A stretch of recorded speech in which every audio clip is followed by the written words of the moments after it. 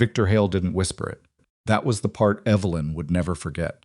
He didn't pull her aside, didn't lower his voice, didn't even have the basic decency to pretend he felt bad about what he was doing. He said it loud enough for the entire general store to hear, loud enough for Mrs. Partridge behind the fabric counter, loud enough for the two boys restacking grain sacks near the door, loud enough for every woman who had ever smiled at Evelyn Mercer with that particular smile that meant, "Oh, you poor thing," he said it, like it was simply the most obvious fact in the room. "Evelyn, I like you well enough. But I can't marry a woman who looks like that." Like that. 2 words. 11 years of quiet hope folded up and handed back to her in a crowded room while someone's child laughed in the corner and a fly buzzed against the window glass. If you have ever stood in a room full of people and felt yourself become invisible and enormous, at the same time too big to disappear, too broken to stay, then you already know what happened to Evelyn in that moment. You already know the exact temperature of that particular kind of humiliation. And if that's ever happened to you, if someone has ever made you feel like you were the problem, simply for existing in your own body, then I need you to stay with this story. Because Evelyn's story isn't just about a woman who was rejected. It's about what a person does next. Before we go any further, if this is your first time finding this channel, please take a moment right now and hit that subscribe button. Every week we bring you stories, exactly like this one, stories about ordinary people who endured extraordinary pain and found the courage to build something real on the other side of it. Hit the like button. Leave a comment telling us what city or country you're watching from. We love knowing how far these stories travel. Now let's go back to Millhaven, Kansas, 1878, and a woman standing in the wreckage of the last thing she had allowed herself to want. Evelyn Mercer was 28 years old, and she had been practical her entire life. She had learned practicality early, the way most people learn things that last through loss. Her mother died of fever when Evelyn was 9, leaving behind a small house, a grieving husband, and a daughter who quickly understood that someone had to take over. Evelyn cooked before she was tall enough to reach the stove without standing on a crate. She learned to preserve vegetables, patch clothing, manage a household budget that never had quite enough in it, and smile at neighbors who came by with casseroles and pity in equal measure. Her father, Thomas Mercer, was a decent man who simply could not cope. He drank some, not violently, just enough to soften the edges of a life that had become too sharp for him to hold comfortably. Evelyn managed him the way she managed everything else, with patience and without complaint, because complaint required energy she couldn't afford to spend. When he died 11 years later, she was 20 years old, and she inherited a house with a leaking roof, a small garden, and absolutely no idea what her life was supposed to look like without someone else's needs to organize it around. Millhaven was a town that knew everyone's business and kept detailed, unofficial records of who had been chosen and who had not. There were women in town who had married young, moved into proper houses, and produced children who now sat in the schoolroom on Elm Street. There were widows who had remarried, some of them twice. There were spinsters who had found peace with their solitude, who kept cats and grew herbs and seemed genuinely content in a way that Evelyn admired and secretly did not understand. And then there was Evelyn Mercer, who was none of those things. She was not plain in a simple way. She was heavy. She had been heavy since childhood, carrying weight in her face and hips and hands in a way that Millhaven had noticed and catalogued and occasionally commented on with the cheerful cruelty that small towns sometimes mistake for honesty. She had brown eyes that were actually rather pretty when she laughed, and dark hair that she wore pinned up tightly because she had learned that looking neat compensated, at least partially, for not looking like what people expected a woman to look like. She had a good mind, a dry sense of humor that occasionally surprised people, and a capacity for hard work that would have been genuinely impressive if anyone in Millhaven had been paying attention to that particular quality. They weren't. What they saw was a heavy-set woman who had passed the age when girls became wives. What they saw was someone useful, someone you called when you needed a reliable neighbor, someone you invited to help at the church social, because she would actually show up and do the work without needing to be managed. What they saw was not quite a person they could imagine anyone choosing. Evelyn was not entirely unaware of this. She had spent most of her adult life translating the language people used around her, the slightly too bright smiles, the comments about what a good heart she had, the way certain conversations stopped when she walked into a room. She understood the subtext. She had simply chosen for years to believe that it didn't have to be permanent. that eventually someone would look past the particular geography of her body and see the person who lived inside it. Victor Hale had seemed for 11 months like he might be that person. He was a widower, 5 years older than her, with a hardware store on the main street and a quiet manner that she had initially found reassuring. He had started coming by her garden in the evenings, asking about her tomatoes, and somehow those conversations had extended into discussions about books, about the weather, about his late wife and her late father, about all the small accumulated losses that made up a life. He never spoke directly about what his visits meant. He didn't need to. In a town like Millhaven, a man who showed up at a woman's garden repeatedly and without apparent purpose was communicating something, and every woman on the street who saw him walking over had drawn her own conclusion. Evelyn had drawn hers. She had tried not to.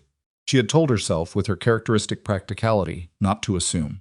But 11 months is a long time to have your coffee cup refilled by the same man every Sunday afternoon, and not start to believe that the refilling means something. It was a Tuesday when it ended.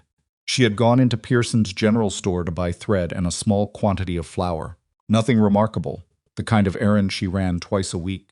Victor was there, talking with the Aldridge brothers, near the front counter. He saw her come in.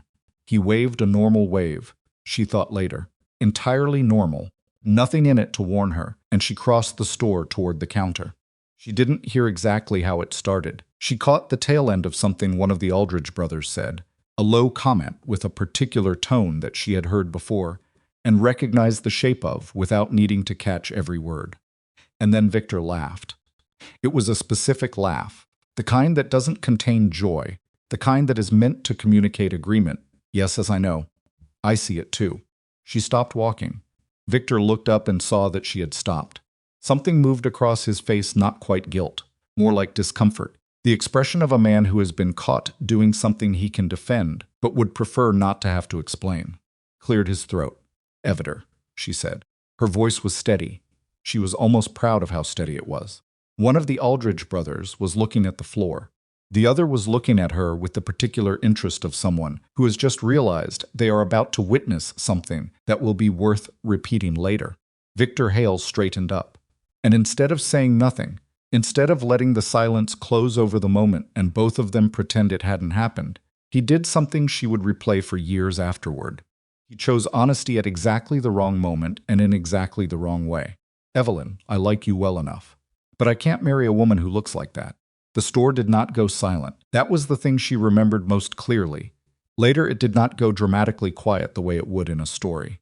The fly kept buzzing against the window. Mrs. Partridge kept moving fabric along the cutting board. The child in the corner kept laughing at something. Only children find funny.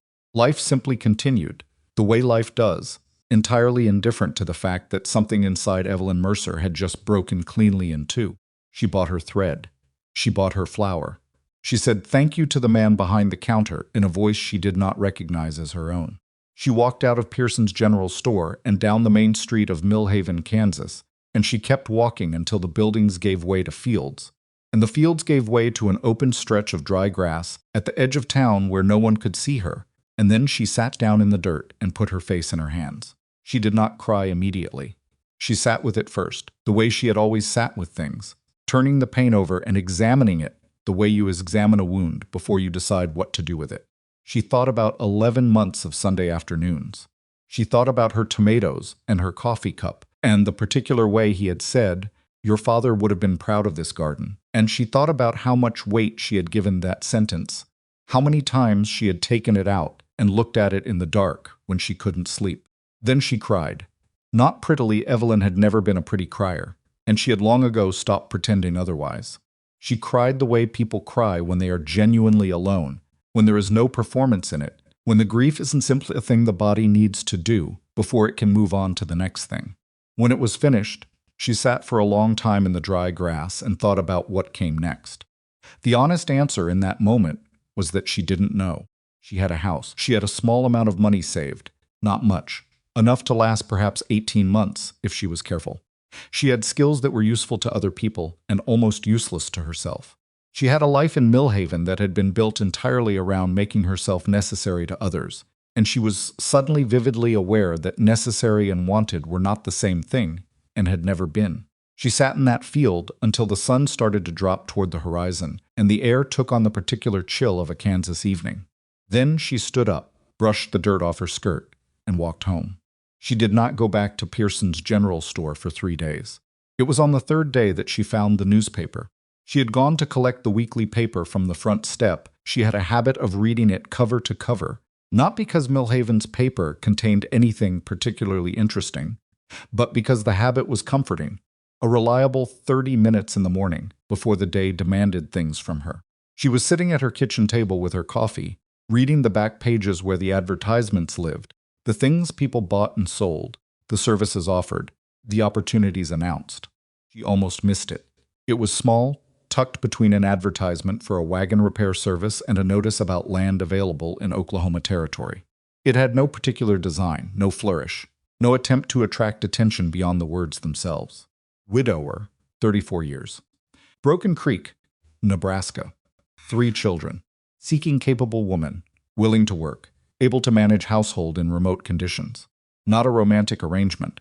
Response requested before November's end. E. Raines. She read it twice. Then she put down her coffee cup and read it again. It was the not a romantic arrangement that got her.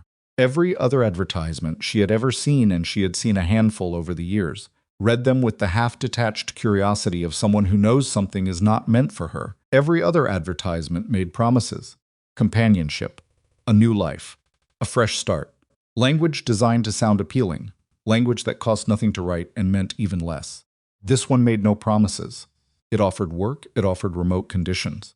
It offered 3 children and a man who had taken the time to clarify, in writing, that he was not looking for something romantic. It was, in the most precise sense of the word, honest. Evelyn sat with the newspaper for a long time. She thought about what she knew about Nebraska, which was not much. She thought about 3 children who had lost their mother. She thought about remote conditions and what that phrase actually meant when you stripped away its polite abstraction and got down to the reality of it isolated, difficult, demanding, kind of life that chewed through people who weren't built for it. Thought about Victor Hale saying, "I can't marry a woman who looks like that," in a room full of people who heard every word. She thought about what she had been waiting for in Millhaven, and whether, honestly, that thing was ever going to arrive. Then she went to her writing desk and took out a piece of paper. She did not write a romantic letter. She did not attempt charm or softness or any of the usual tools women were expected to deploy. She wrote something closer to a brief professional statement: her age, her practical experience, her background managing a household, her capacity for hard work. She noted that she was not delicate and did not require particular comfort. She noted that she took her responsibilities seriously. She did not mention her appearance, because she understood, with the clear-eyed practicality that had always been her dominant quality, that he would see her eventually and make his own determination, and she preferred not to preemptively argue a case she might not win. She sealed the envelope before she could reconsider. She walked to the post office the following morning, before she had time to think too carefully about what she was doing. Then she waited. Everett Raines's reply arrived 2 weeks later, and it was shorter than she expected. "Miss Mercer, your qualifications are acceptable. The situation here is not comfortable. The work is real, and the winters are hard. If you are still willing, write back with your travel date, and I will arrange collection from the Broken Creek station." E. Raines. She read it standing at the mailbox. Then she went inside, sat down at the kitchen table, and laughed a short, dry laugh that surprised her, because there was something almost refreshing about the complete absence of salesmanship in his response. He hadn't tried to reassure her. He had told her the truth and left the decision to her, which was, she thought, more respect than most people in Millhaven had shown her in years. She wrote back that evening. She gave him a date in October. The weeks between that letter and her departure were stranger than she expected. She had imagined she would feel frightened, and she did a low, persistent fear that lived in her stomach and occasionally surfaced at 3 in the morning, when all the reasons this was a terrible idea arranged themselves neatly in the dark and insisted on being reviewed. She was leaving the only place she had ever lived. She was traveling to a place she had never seen, to marry a man whose face she did not know, to care for children who had not asked for her and might not want her. The fear was real. She did not minimize it or pretend it away. But underneath the fear was something else, something she turned over carefully and examined from different angles to make sure she was reading it correctly. It felt, she eventually decided, like relief. Like the particular relief of a door opening in a room where all the windows have been sealed for a very long time. She sold what she could from the house. She packed 2 trunks. She arranged for Mrs. Calloway 2 streets over. To take the garden, there was no one else who would want it, and the garden deserved someone who would pay attention to it. She said goodbye to the few people who came by, accepted their expressions of concern with the same patience she had always applied to things she couldn't change, and on a cold October morning she took the stage to the railway station. She did not look back at Millhaven. She had learned something in that field on the edge of town, sitting in the dirt with her face in her hands, that she was only now beginning to articulate clearly. Looking back was not the same thing as remembering. She could carry what mattered without dragging the rest of it with her. The train ride to Nebraska took 3 days. She sat by the window for most of it, watching the landscape change in ways that seemed designed to communicate exactly what she was heading toward: the gradual disappearance of the familiar, the flattening of the terrain, the sky becoming larger and less forgiving as Kansas gave way to the territories, and the territories gave way to a kind of openness that was genuinely unsettling if you had spent your entire life in a place where buildings interrupted the horizon at regular intervals. She ate sparingly. She slept poorly. She read a copy of a novel she had packed and retained approximately nothing of it. She thought about the 3 children, Willa, 13, Jonah, 8, Lottie, 4. She had gotten those details from a second letter she had written, asking for practical information about the household. Everett had replied with the facts and nothing else, which she had appreciated. What she thought about most, in the dark of the train car when the other passengers were sleeping, was what it meant to walk into a family's grief as a stranger and be expected to become part of it. She had no illusions about what she was. She was a practical solution to a practical problem. She was a woman who had answered an advertisement, because her alternatives in Millhaven had narrowed to a single humiliating point. She was not a rescue. She was not a magical presence who was going to heal 3 grieving children simply by showing up with good intentions. She knew this. She held it clearly and without flinching, because the only way she could think to go into this situation, without destroying it, was to be honest, not relentlessly, not brutally, but genuinely about what she was and what she wasn't, and to let whatever happened next be built on something real rather than something comfortable. The train pulled into Broken Creek on a Thursday afternoon, 3 hours late, in weather that had turned gray and threatening while she was somewhere over the state line. She gathered her bags and her 2 trunks and stepped out onto the platform. Platform was not impressive. Broken Creek was not impressive, a collection of buildings that looked like they had been constructed by people with practical goals and no particular aesthetic ambitions, arranged along 2 main streets with a scattering of homes extending outward. The wind hit her immediately, cutting and direct, the kind of wind that doesn't negotiate. She stood on the platform for 5 minutes before she saw the wagon. It was a large, heavy wagon, the working kind, not decorative in any sense. The man on the seat was looking at her. He was younger than she had expected, or perhaps it wasn't that he was young, exactly, but that she had built a different image in her mind and the reality was simply different from the image. He was broad-shouldered, with the kind of face that had been weathered rather than aged, dark eyes under a low brim, a jaw that seemed permanently clenched against something. He did not smile. He looked at her the way you look at something you are calculating, rather than appreciating. She walked toward him.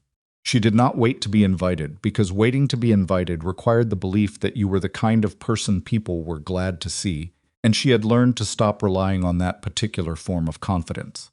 She simply walked to the wagon. "Mr. Raines," she said. "Miss Mercer," he said. He got down from the wagon and took the heavier of her trunks without being asked, which she noticed. "The station there can hold the other one overnight. I'll come back for it." "That's fine." He loaded the trunk. He did not offer to help her up into the wagon, which she also noticed not as a slight but as a data point. He was treating her as someone capable of managing her own situation, which was, she decided, better than the alternative.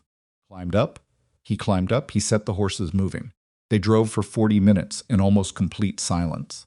The land opened up around them in ways that were simultaneously beautiful and intimidating. She could see enormous distances in every direction, which meant she could also see how completely alone they were, how far the nearest neighbor might be, How irrelevant the distances she had previously considered significant actually were in a country this size.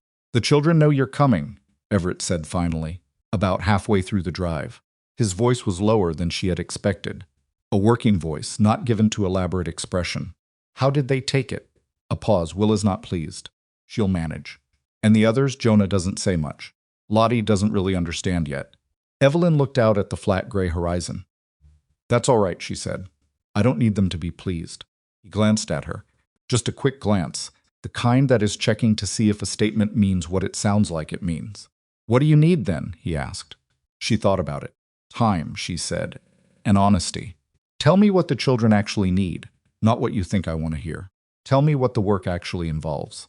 Don't soften it." Another pause. "The work is hard," he said. "I know. Willa's been running the house for 6 months. She's not going to give that up easily. I wouldn't expect her to. The house is cold in the mornings. Stove needs replacing. I've managed cold mornings before." He was quiet for a moment. "You're not what I expected," he said. She didn't answer that, because she wasn't entirely sure whether it was a compliment or an observation, and she had learned to leave space for things to clarify themselves before she responded to them.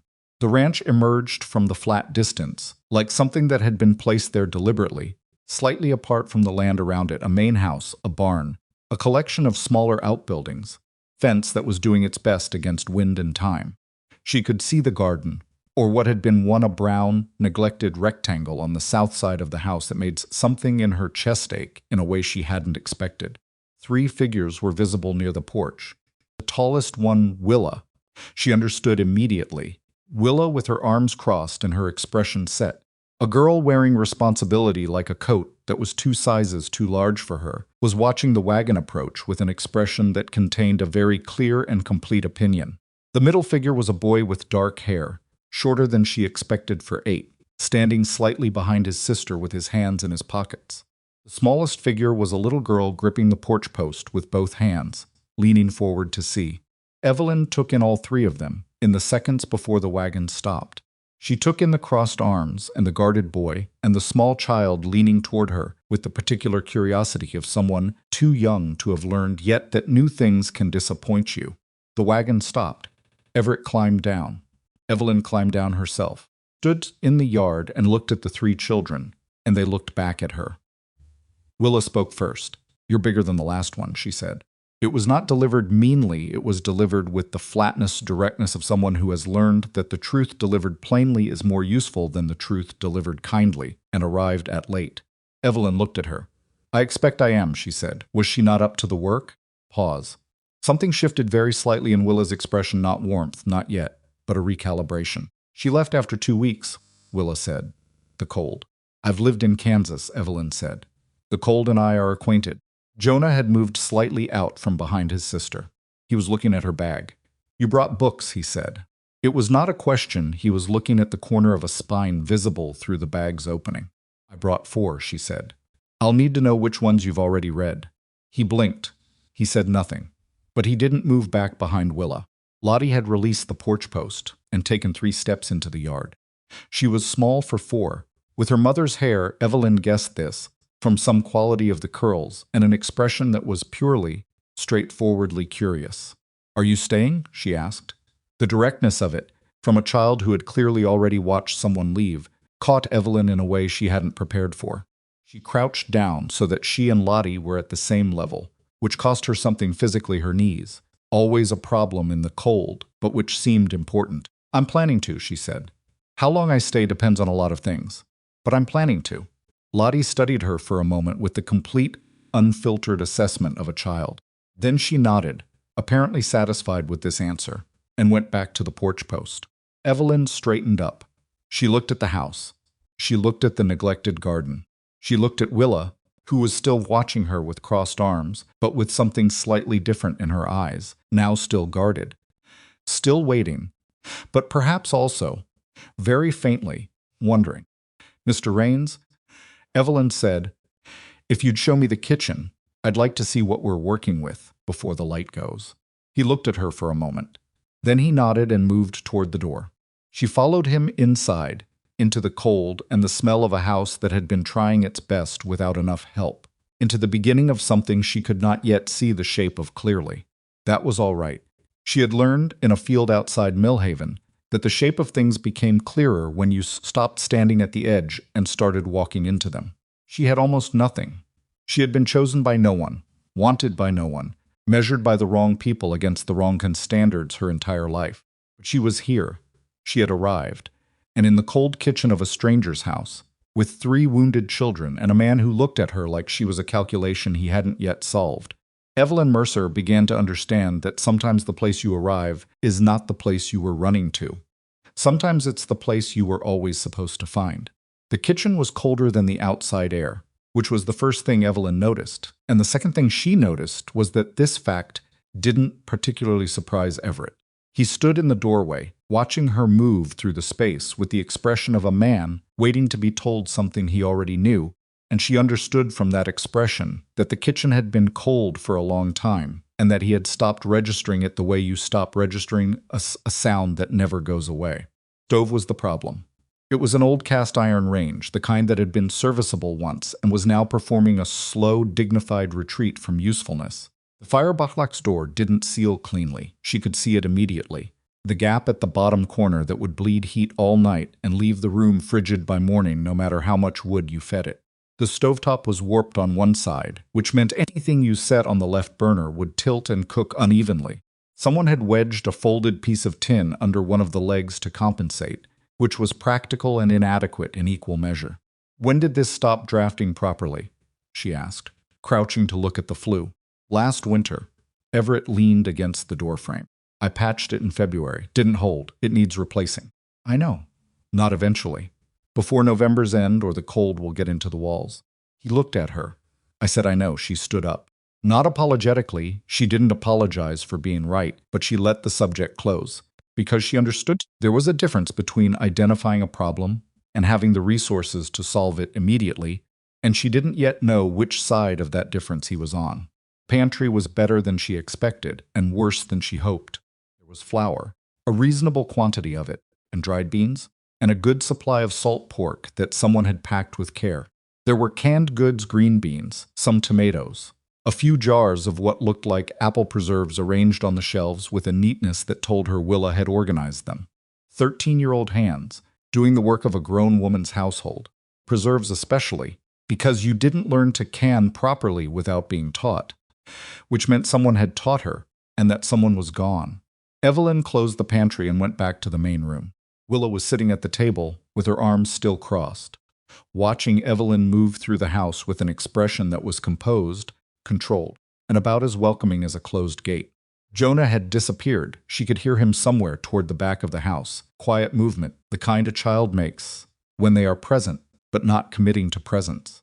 Lottie had fallen asleep on a chair near the cold fireplace with the sudden completeness that only small children manage, one arm dangling, entirely unconcerned with the tension in the room. "Preserves in the pantry," Evelyn said to Willa, not looking at her, still moving, still taking inventory. "You put those up yourself?" A pause. "My mother showed me how. 2 summers ago, she taught you well. The seals look solid."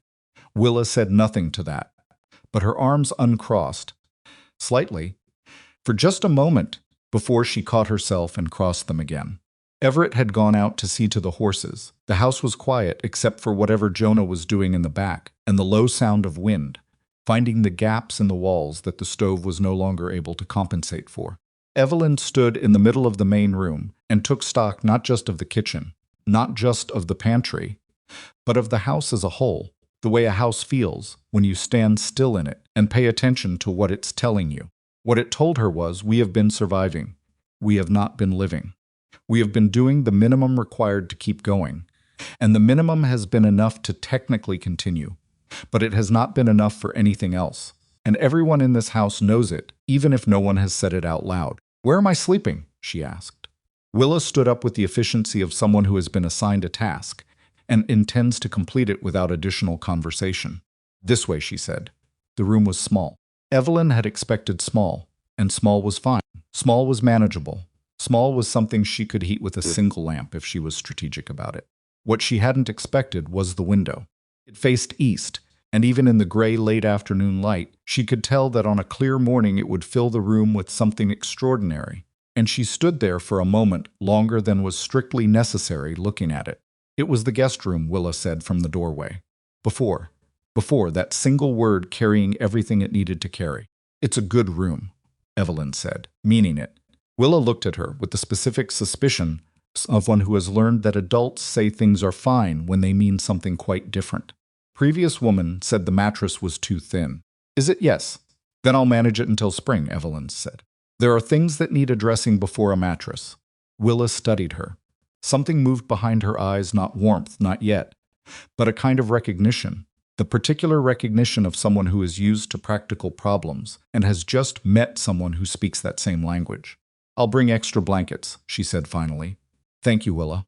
The girl left without responding, which Evelyn took as a reasonable outcome for the first hour. She unpacked only what she needed for the night. She had learned, moving through the narrow mathematics of a life that didn't have much excess, that unpacking everything at once in a new place gave a false sense of permanence that reality sometimes revoked without notice. She set out her hairbrush, her nightgown, and the small collection of books she had packed, the 4 she had mentioned to Jonah, plus one more that she hadn't counted because it was not really a novel so much as a notebook she had kept since her mother died, the kind of private record-keeping that kept a person anchored. He set the books on the small table by the window and went back to the kitchen to start supper. The first meal she cooked in the Rains house was not impressive, and she did not try to make it so.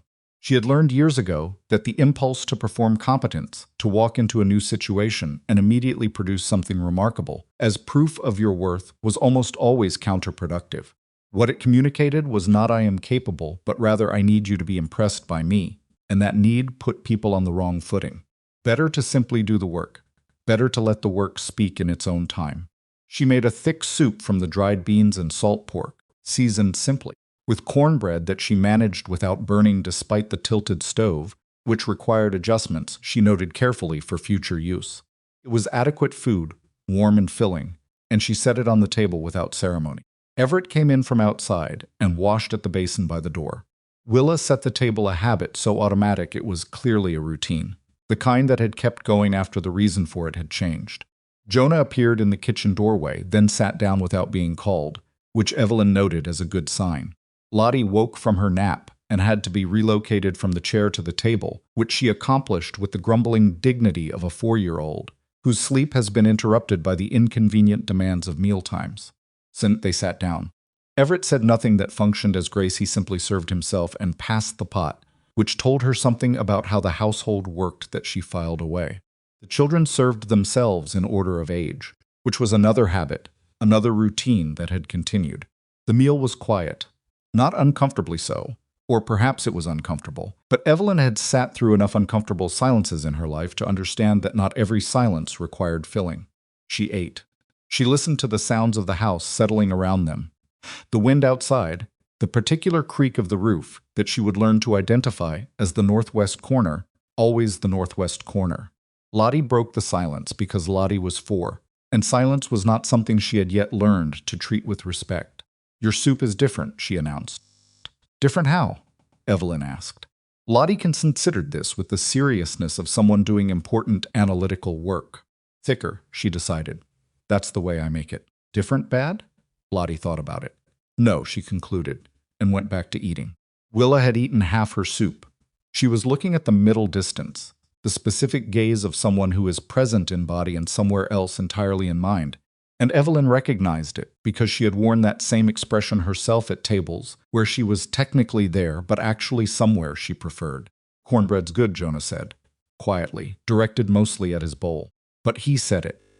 Thank you, Evelyn said, in exactly the same tone she would have used if he had said it loudly, not making too much of it, not turning it into a moment he would feel self-conscious about later. Everett hadn't said anything. She didn't expect him to. For supper, she washed the dishes herself. Willa moved to help, and Evelyn said, simply, I've got it tonight. You took care of everything today. Let me take the kitchen.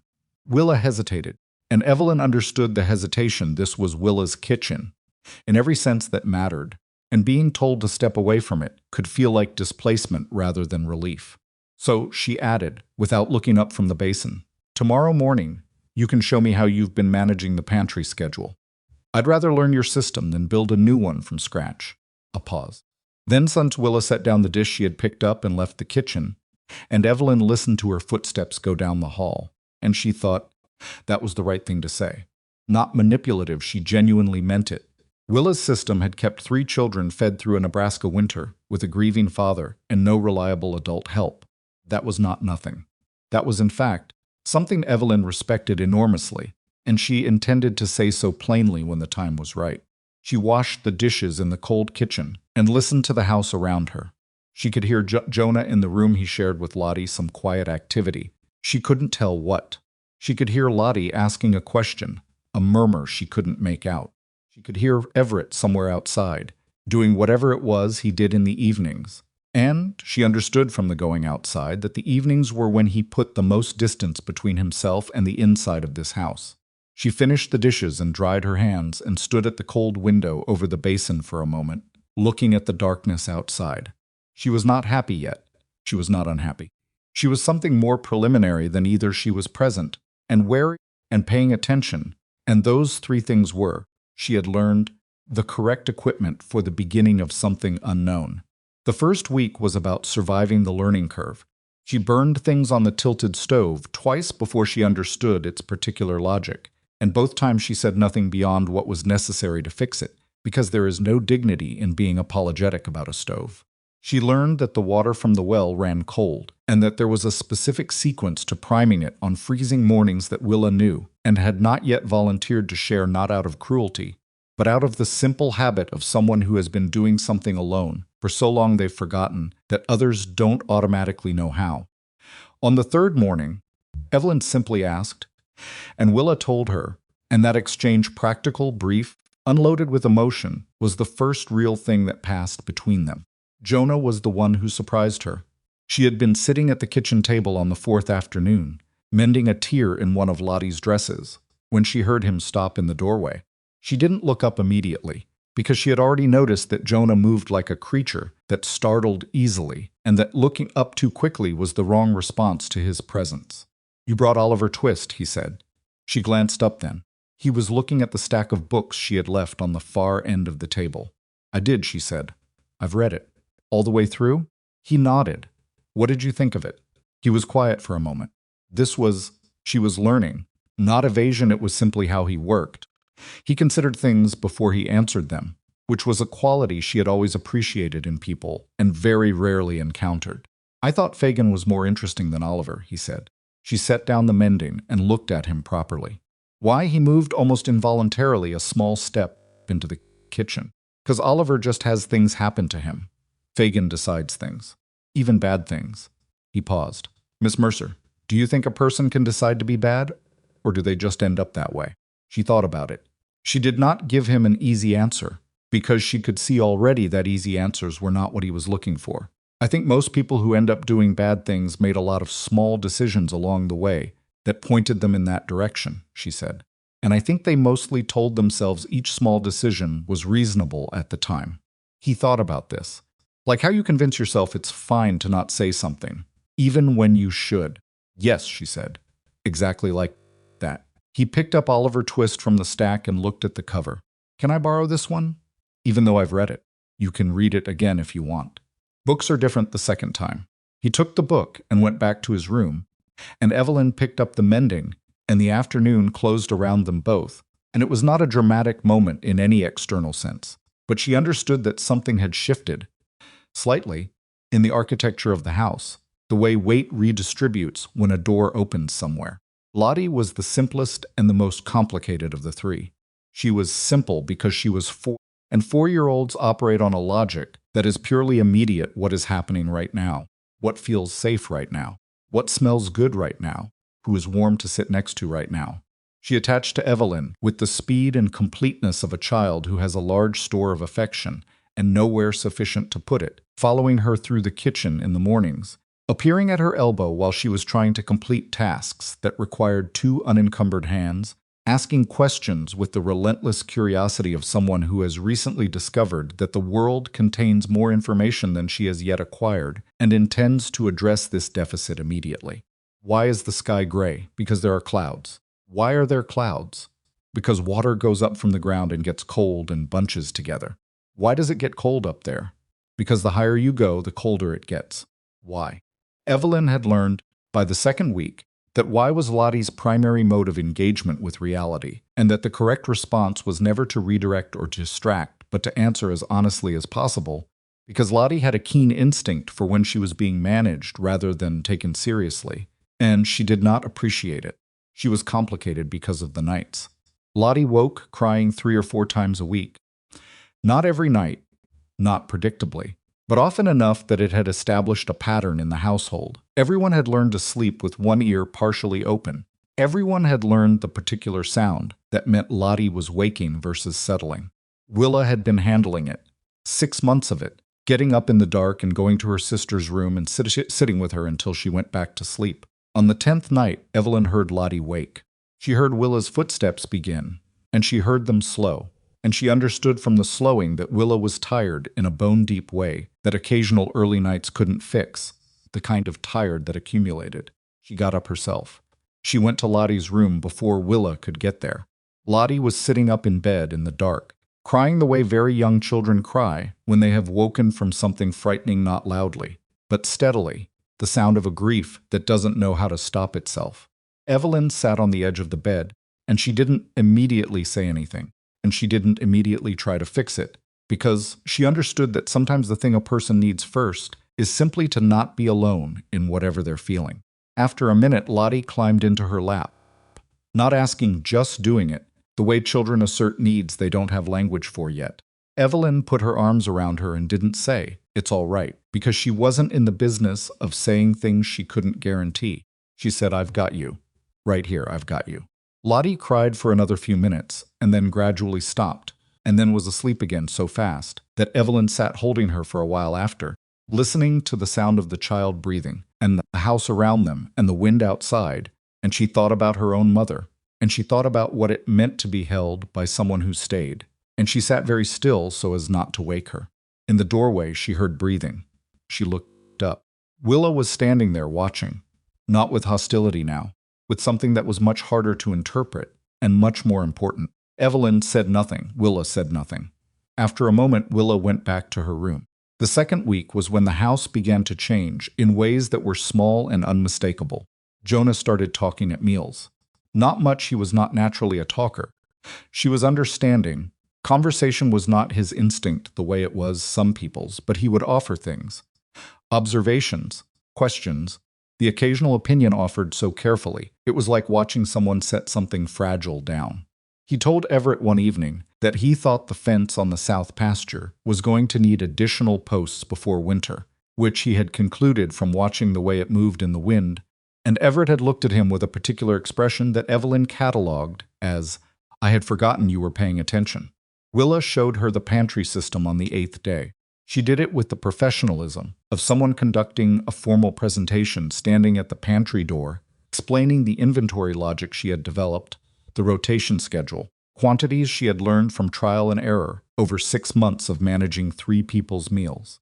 It was objectively a good system. Evelyn said so, specifically, pointing to the parts that were clever and noting why they were clever, and Willa looked at her with an expression that was fighting very hard to remain neutral, and not entirely succeeding. "You actually looked at it," Willa said. "Of course I did. The last woman didn't. She just moved everything around the first day, and then we couldn't find anything for a week." Evelyn filed this away. "I'm not here to undo what you built," she said. "I'm here to add to it. There's a difference." Willa looked at the pantry for a moment. "She also cried a lot," she said. "The last one. Felt bad for her, but it didn't help." "No," Evelyn said. "I don't imagine it did. Do you cry?" "Sometimes." When it's warranted," Evelyn said. "And then I stop." Willa almost smiled. It was a very small, almost smile, the kind that appears and disappears so quickly you can't be entirely certain you saw it. But Evelyn had been paying attention. Everett Raines was the hardest to read. He was present in the physical sense. He was there at meals. He was there in the evenings for a period before going out. He was there on weekends in a more sustained way, but he was absent in some interior sense that she couldn't fully articulate.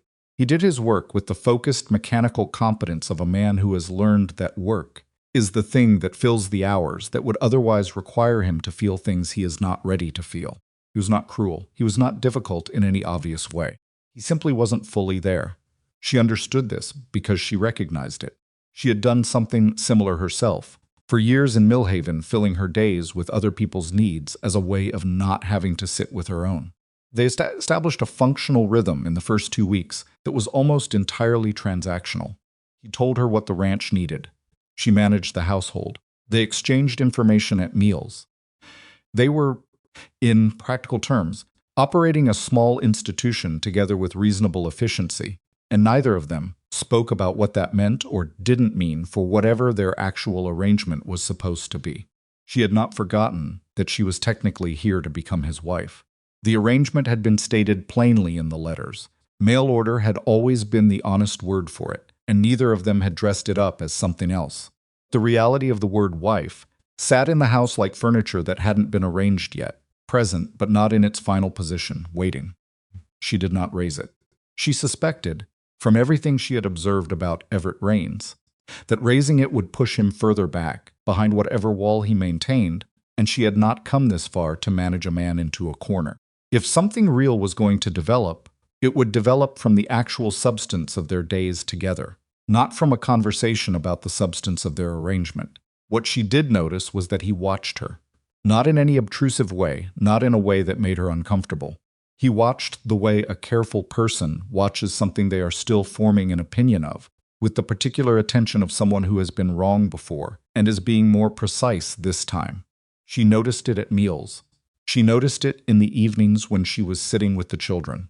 She noticed it the afternoon she spent 2 hours fixing the gap in the stove's firebox door with materials she found in the barn workshop. She had heard him come into the kitchen at some point and stand in the doorway, watching her work, and he hadn't said anything, and she hadn't said anything, and after a while he had gone back out. The next day the stove drafted significantly better. She had not fixed it completely. She was not a blacksmith, and the warped stovetop remained warped, but she had reduced the heat loss, enough that the kitchen was noticeably warmer by the following morning. Willa noticed.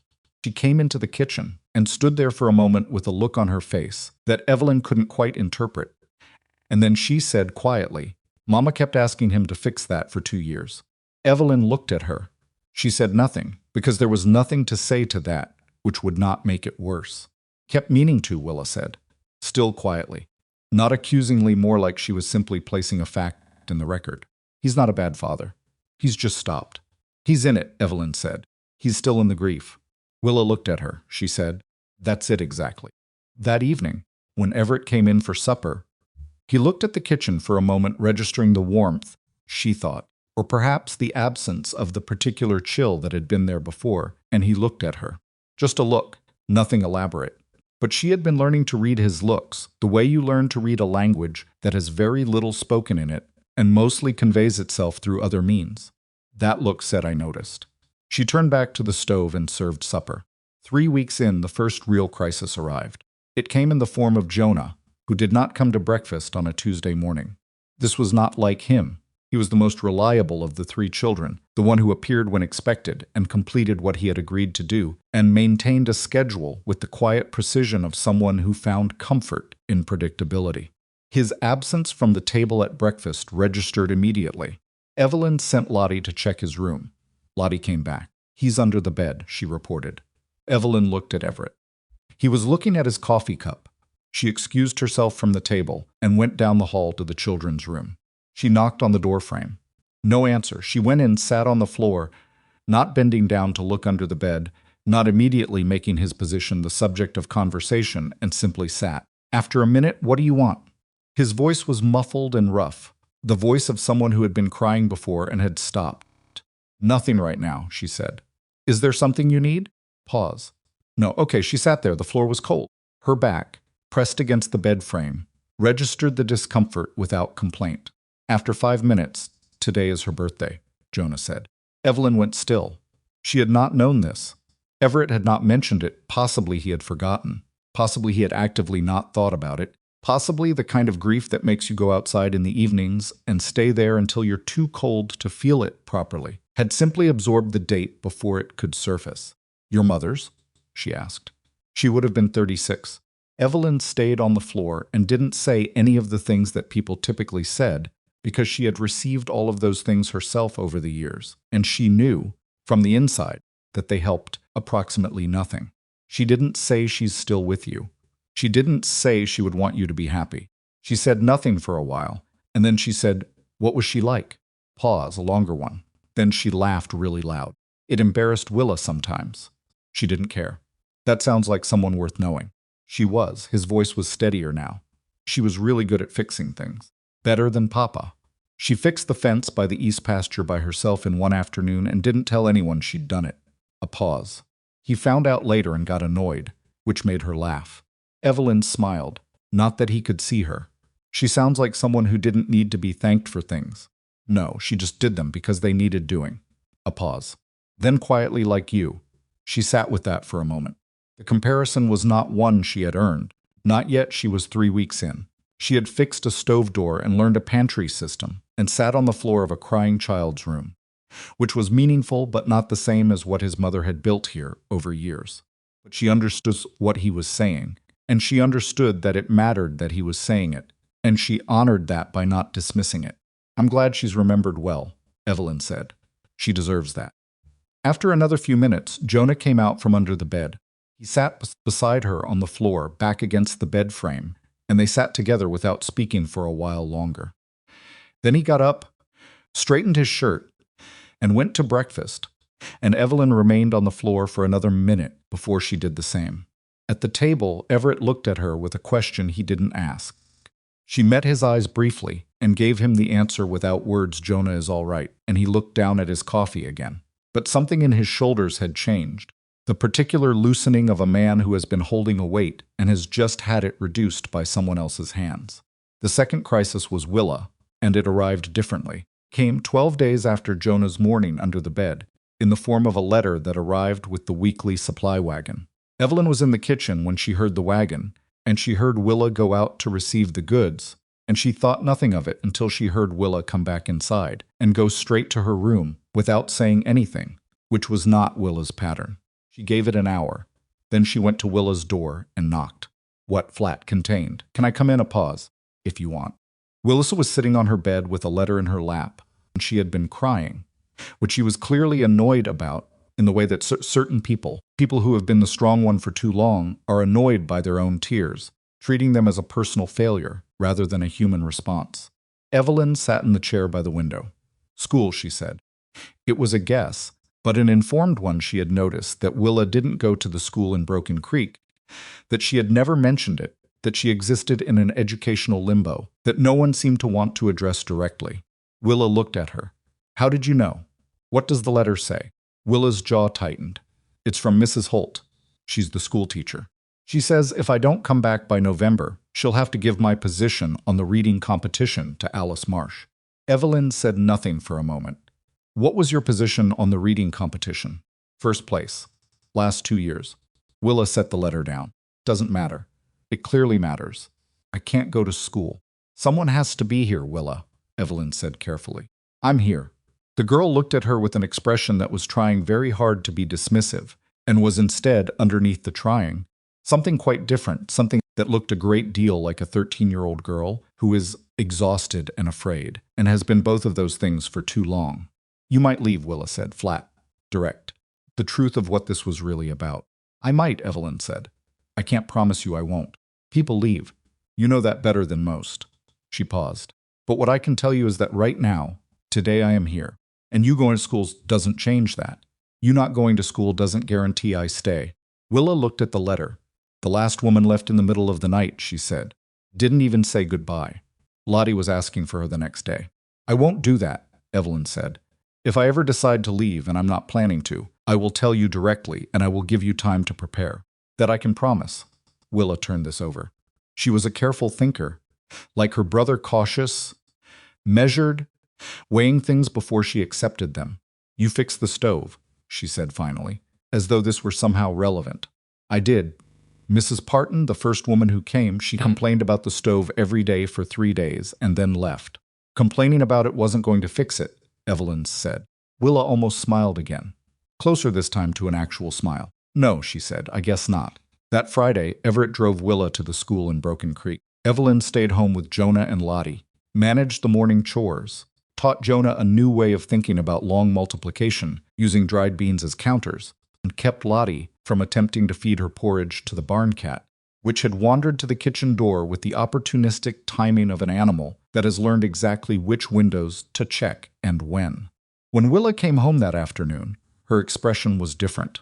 Not transformed. She wasn't the kind of girl who transformed, who went from closed to open in a single afternoon, but there was something looser in her posture, something that had been permitted out briefly into the air.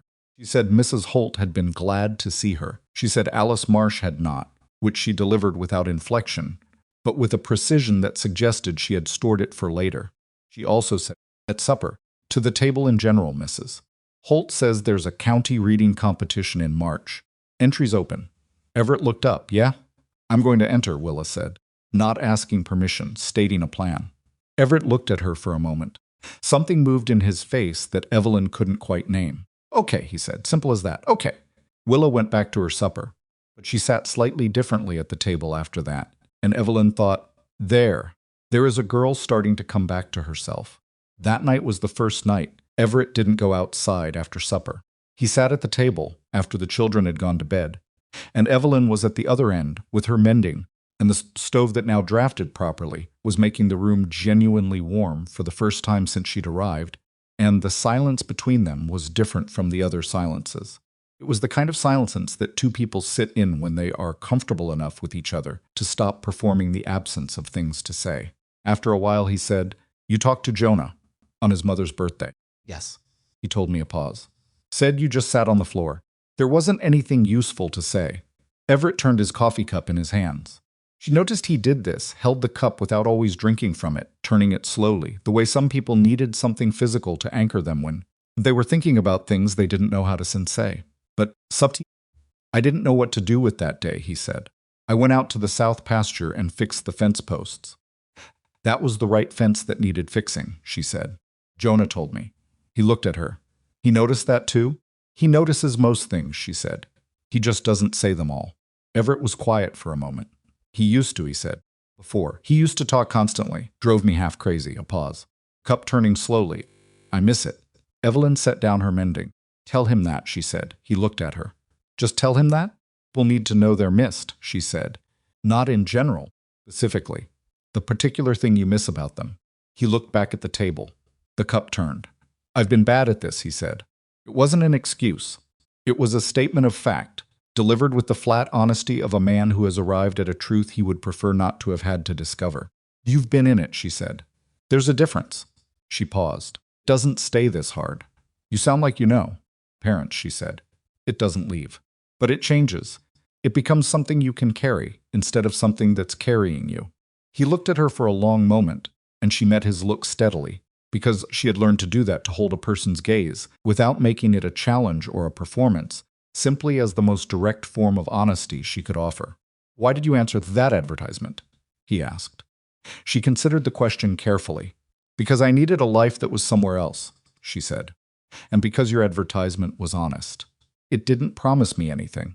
That's a thin reason to uproot yourself. It was the right kind of honest, she said. Most people, when they want something, they dress it up. They make it sound better than it is.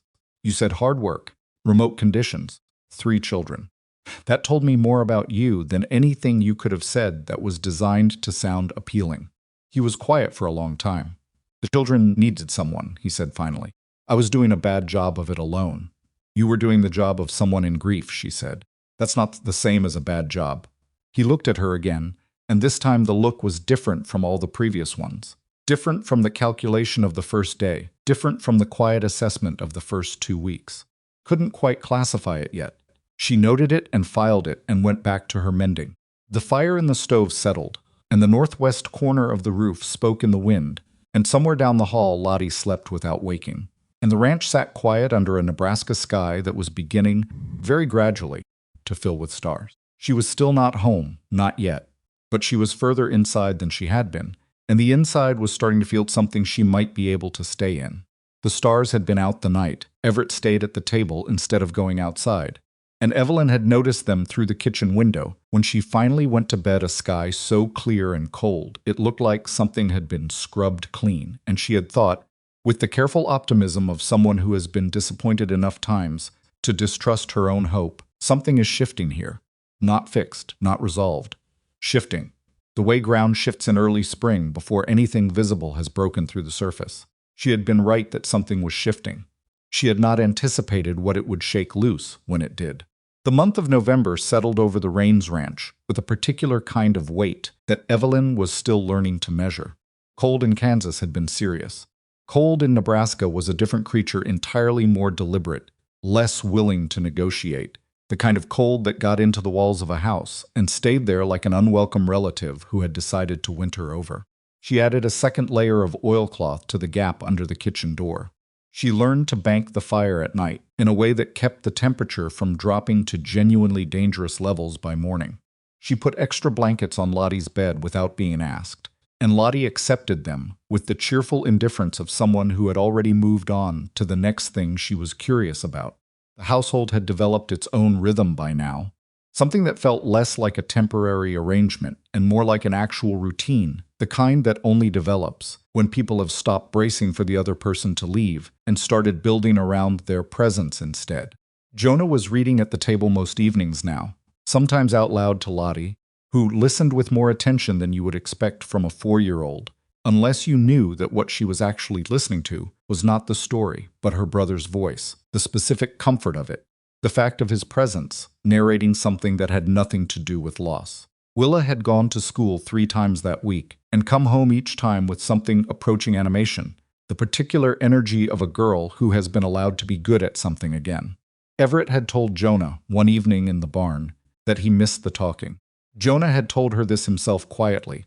The following morning, not the content of the conversation, but the fact of it, offered to her like something he wanted witnessed. None of this was perfect. Everett still went outside too often. Willa still carried more than her share and resisted putting it down. Jonah still had mornings when the weight of his quiet was heavier than other mornings. Lottie still woke crying, though less frequently now, and when she did, she had started coming to Evelyn's room on her own, padding down the hall in the dark with the certainty of someone who has learned that a particular door will open for her. These were real things, imperfect and real, and in their imperfection, more trustworthy than anything smooth could have been, which was precisely when Eleanor Vance decided it was time to get involved. Evelyn heard the name first from Mrs. Donnelly, the wife of the man who brought the supply wagon out from Broken Creek twice a month. Miss Donnelly was a compact, efficient woman who communicated primarily through the strategic deployment of information, and who had taken an apparent interest in the Rains household from the moment Evelyn had arrived. She was not malicious. Evelyn had assessed her carefully and concluded that she was simply a person whose primary form of social engagement was the movement of news from one place to another, and that she performed this function without particular prejudice in any direction. "Mrs. Vance has been asking after you," she said, handing over a sack of flour at the kitchen door in the 3rd week of November, her breath making small clouds in the cold air. "Has she?" Evelyn said. It was not a question. "She's been talking to Reverend Marsh and the county clerk both, Mrs. Donnelly set down another sack. "She's particular about things being proper." "What things?" "Your situation." A pause. A careful pause, the kind that communicates both the content and the speaker's position relative to the content. "She has concerns about an unmarried woman living in a widower's household." Evelyn looked at her steadily. "Mr. Rains and I have a formal arrangement. We corresponded before I came. The intention is marriage." "Intention and actuality are different things, Mrs. Donnelly said, not unkindly. "In Mrs. Vance's view, anyway." Evelyn thanked her for the supplies and went back inside. She stood in the kitchen for a moment after the wagon had gone, and she thought about Eleanor Vance, whom she had never met but whose name she had heard twice now in Broken Creek, once from Willa, who had mentioned her as someone who sat in the front pew at every community meeting and whose opinion carried weight with the county officials, and once from Everett, who had said her name with a flatness that communicated everything he thought of her without using a single word that could be objected to. She thought about what concerns meant, deployed in this particular context, by this particular kind of woman in this particular kind of frontier town. She thought about everything she had already survived: the store in Millhaven, the train across the territories, The first weeks in a cold house full of grief, and she thought about whether Eleanor Vance's concerns were the kind of thing she was prepared to let alter the direction of what was being built here. She was not.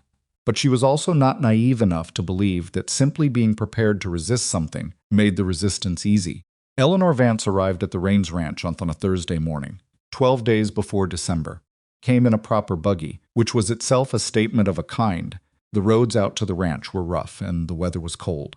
And making the journey in a buggy rather than on horseback or by wagon communicated that she considered herself the kind of person for whom certain standards were maintained regardless of conditions. She was a tall woman, 60 or thereabouts, with white hair pulled back severely, and an expression that had the quality of something that had been carefully maintained at a particular temperature for a very long time. She did not knock immediately. Evelyn watched through the kitchen window as she stood outside the wagon for a moment, looking at the ranch with an expression that was assessing it, cataloging it, finding it wanting in some particular she had already decided on before she arrived. Then she knocked. Evelyn opened the door. "Miss Mercer," Eleanor Vance said. She looked at Evelyn with the specific kind of assessment that takes in a person from head to foot and arrives at its conclusion before any words have been exchanged. "I am Eleanor Vance. I'd like to speak with you and Mr. Raines." "Mr. Raines is in the south pasture," Evelyn said. "I can send for him if you'd like to come inside." She didn't wait for the answer. She simply opened the door further and stepped back, because she had decided in the 10 seconds since the knock that the worst thing she could do was perform nervousness, and that meeting Eleanor Vance, standing in her own kitchen, was better than meeting her on the porch. Eleanor Vance came inside. She looked at the kitchen at the room that was warm now, that smelled of the bread Evelyn had baked that morning, that had Jonah's book on the table, and Lottie's small boots by the door, and the general organized evidence of a household functioning as a household should. Something moved in her expression, briefly, not warmth, not yet, but something that was recalibrating, just slightly, against what she had expected to find. Evelyn sent Willa to find Everett.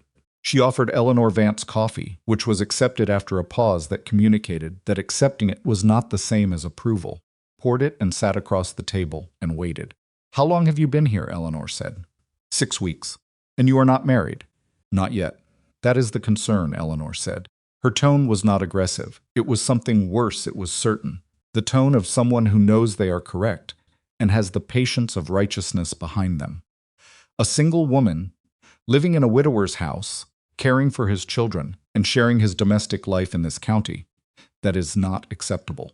It reflects poorly on Mr. Raines, on the children, and on you. "I understand the concern," Evelyn said. "Do you?" Eleanor set down her coffee cup. "There is talk in town, not all of it is kind."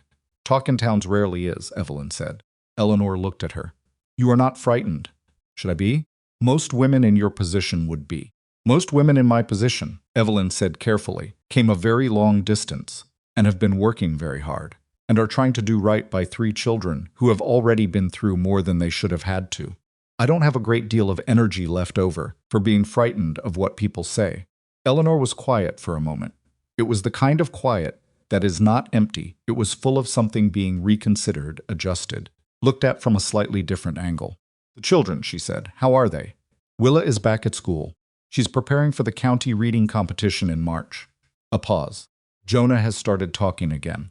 Lottie sleeps through most nights now." Eleanor's expression changed fractionally.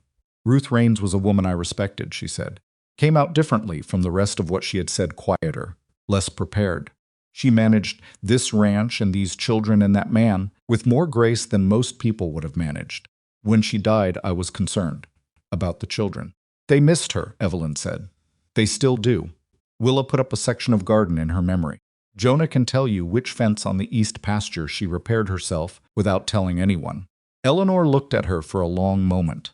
Something moved in her face that Evelyn recognized, because she had felt it herself, the specific adjustment of meeting someone who is more complicated than you had decided they were going to be.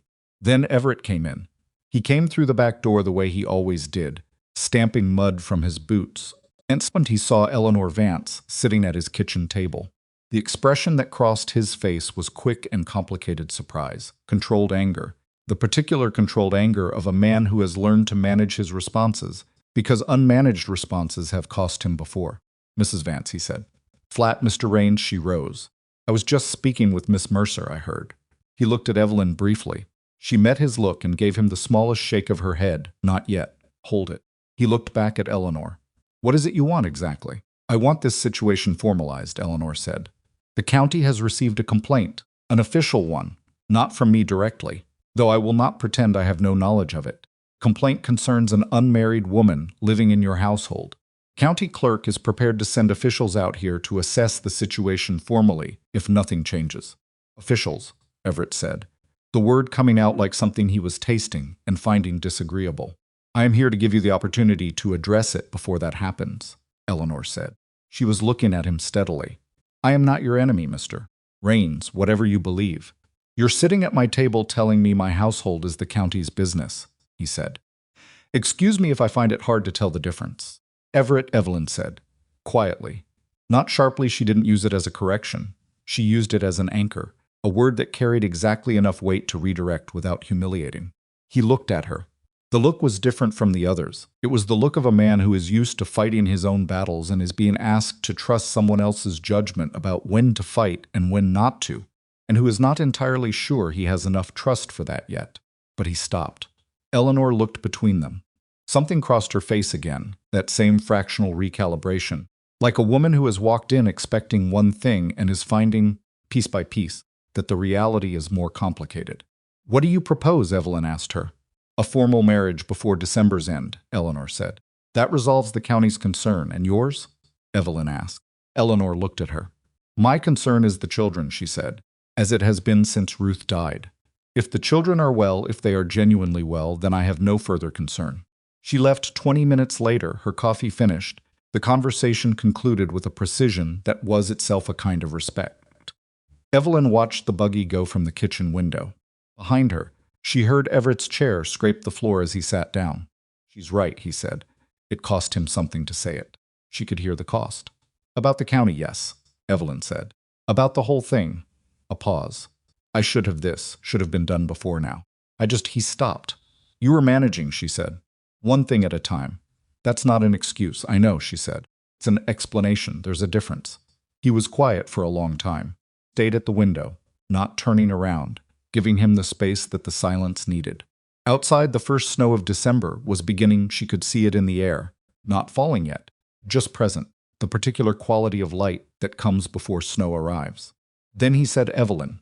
She turned around.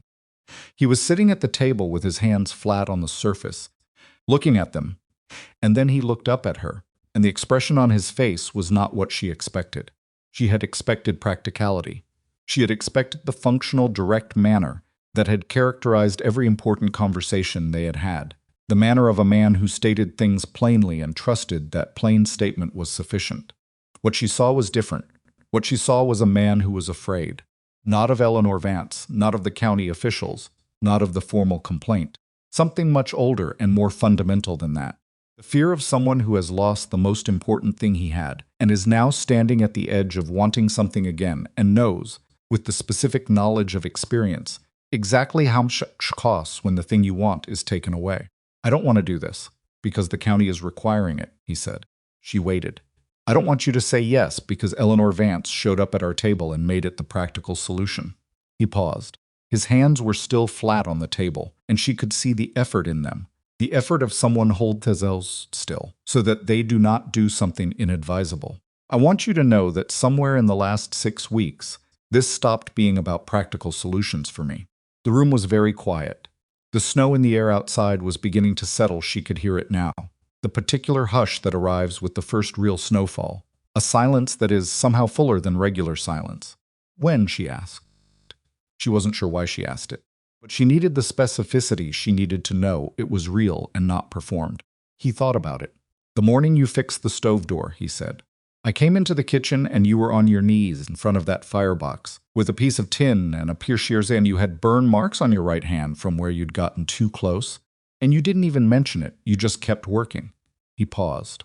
I went outside and stood in the yard for 20 minutes because I didn't know what to do with what I was feeling. She looked at him across the kitchen, across the table, across the 6 weeks of mornings and suppers and silences and small negotiations that had built, without either of them deliberately constructing it, into something neither of them had words for yet. She thought about the burn marks on her right hand, which had healed. She thought about the conversation in the field outside Millhaven, and what it had cost her to stand up from that field and walk back to her house, and then ultimately to walk away from it entirely. She thought about what Willa had said you actually looked at it, and what Jonah had said from under the bed, and Lottie's in her arms in the dark. She thought about what it meant to be chosen, not because you were the available option, not because the circumstances demanded it, but specifically, intentionally. Because someone had looked the particular person you were not the general category, not the practical function, and decided that was the person they wanted in the room with them. I need to think, she said. Tonight. I need to think tonight. He nodded. He didn't push, which was its own kind of answer. He stood up from the table and went back outside, and the snow came down behind him, and Evelyn stood in the warm kitchen alone and understood that the decision she made in the next several hours was most important one she had ever made, not because the wrong choice would destroy her. She had survived worse than wrong choices, but because the right choice required her to believe something about herself that she had been talked out of believing for most of her life. Willa came home from school that afternoon, not knowing what had happened, and found the house quieter than usual. She moved through it with the particular sensitivity of a 13-year-old who has learned to read the temperature of a room accurately, because accurately reading it has been for 6 months a survival skill. She went to the kitchen, looked at Evelyn, and said nothing. She made her own cup of tea with the competence of someone twice her age, and she sat across from Evelyn at the table. After a while she said, "Mrs. Vance came, didn't she?" "Yes." "What did she want?" Evelyn looked at her. 13 was old enough for truth. She had decided early, and she had been consistent about it. She said, "The county has a complaint about my living here unmarried. She wants the situation made formal." Willa was quiet. Her teacup turned in her hands, the same gesture her father used, the same turning, and Evelyn wondered if it was learned or inherited. "What are you going to do?" "I'm thinking about it." "Papa asked you, didn't he?" Not a question. Evelyn looked at her. He did. Willa's jaw moved. She looked down at her tea. When she spoke, it was carefully, more carefully than usual. Each word placed with the deliberateness of someone who knows that what they are about to say is important and cannot be retrieved once it is out. "She would have liked you," she said. "My mother. She didn't have patience for people who complained about things instead of fixing them." A pause. She had no patience for pity. She said it was just contempt wearing a nicer coat.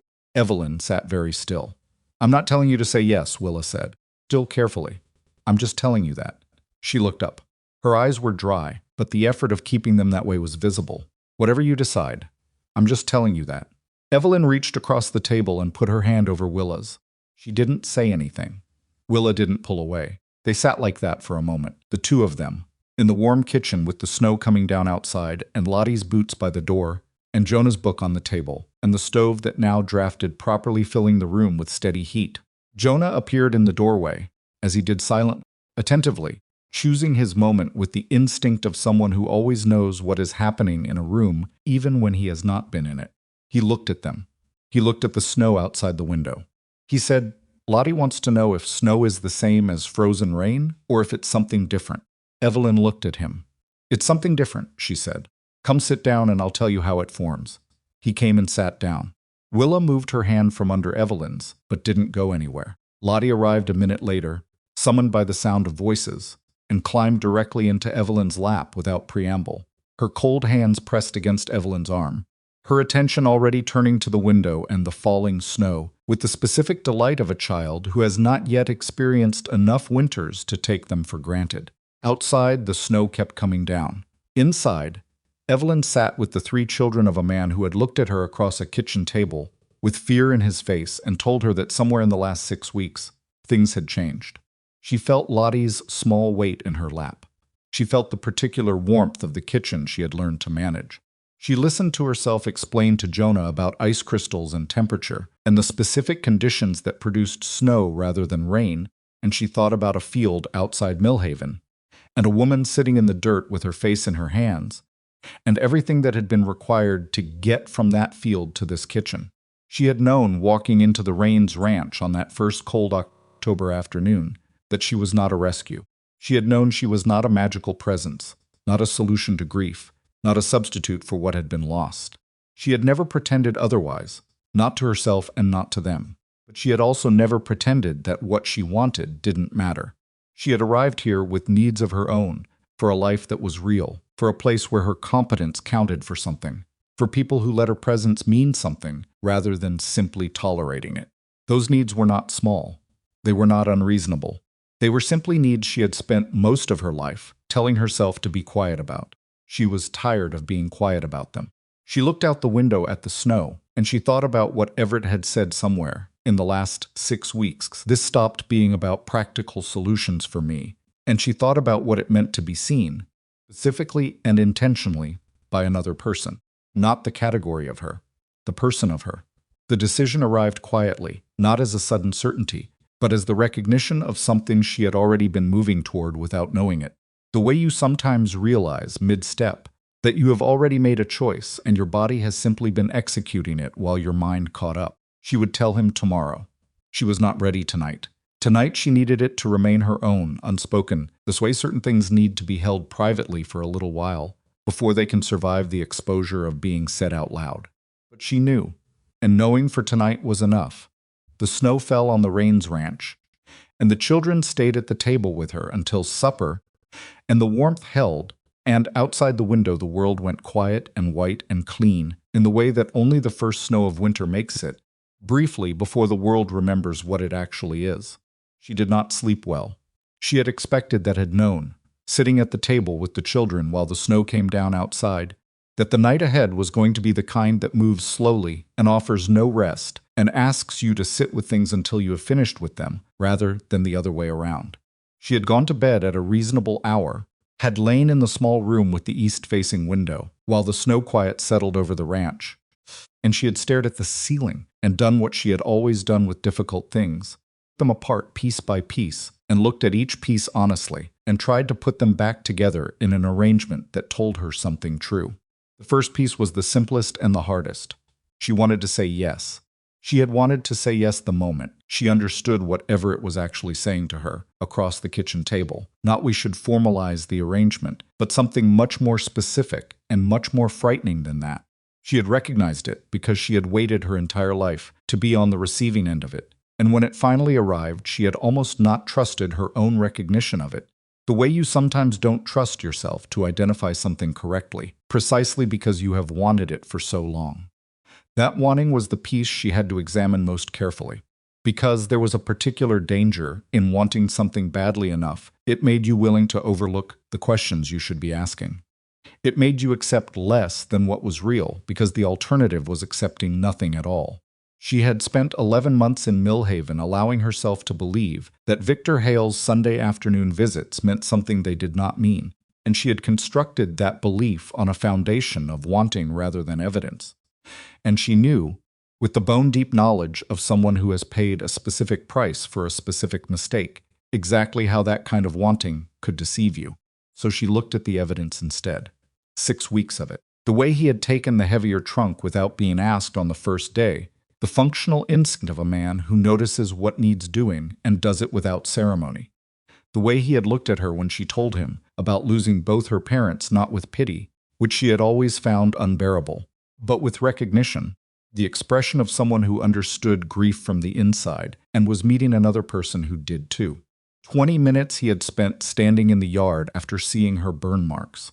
The evening at the kitchen table when he had stayed inside for the first time, and the silence between them had been the kind of silence you could only sit in with someone you had stopped performing for. She thought about what Willa had said. She would have liked you.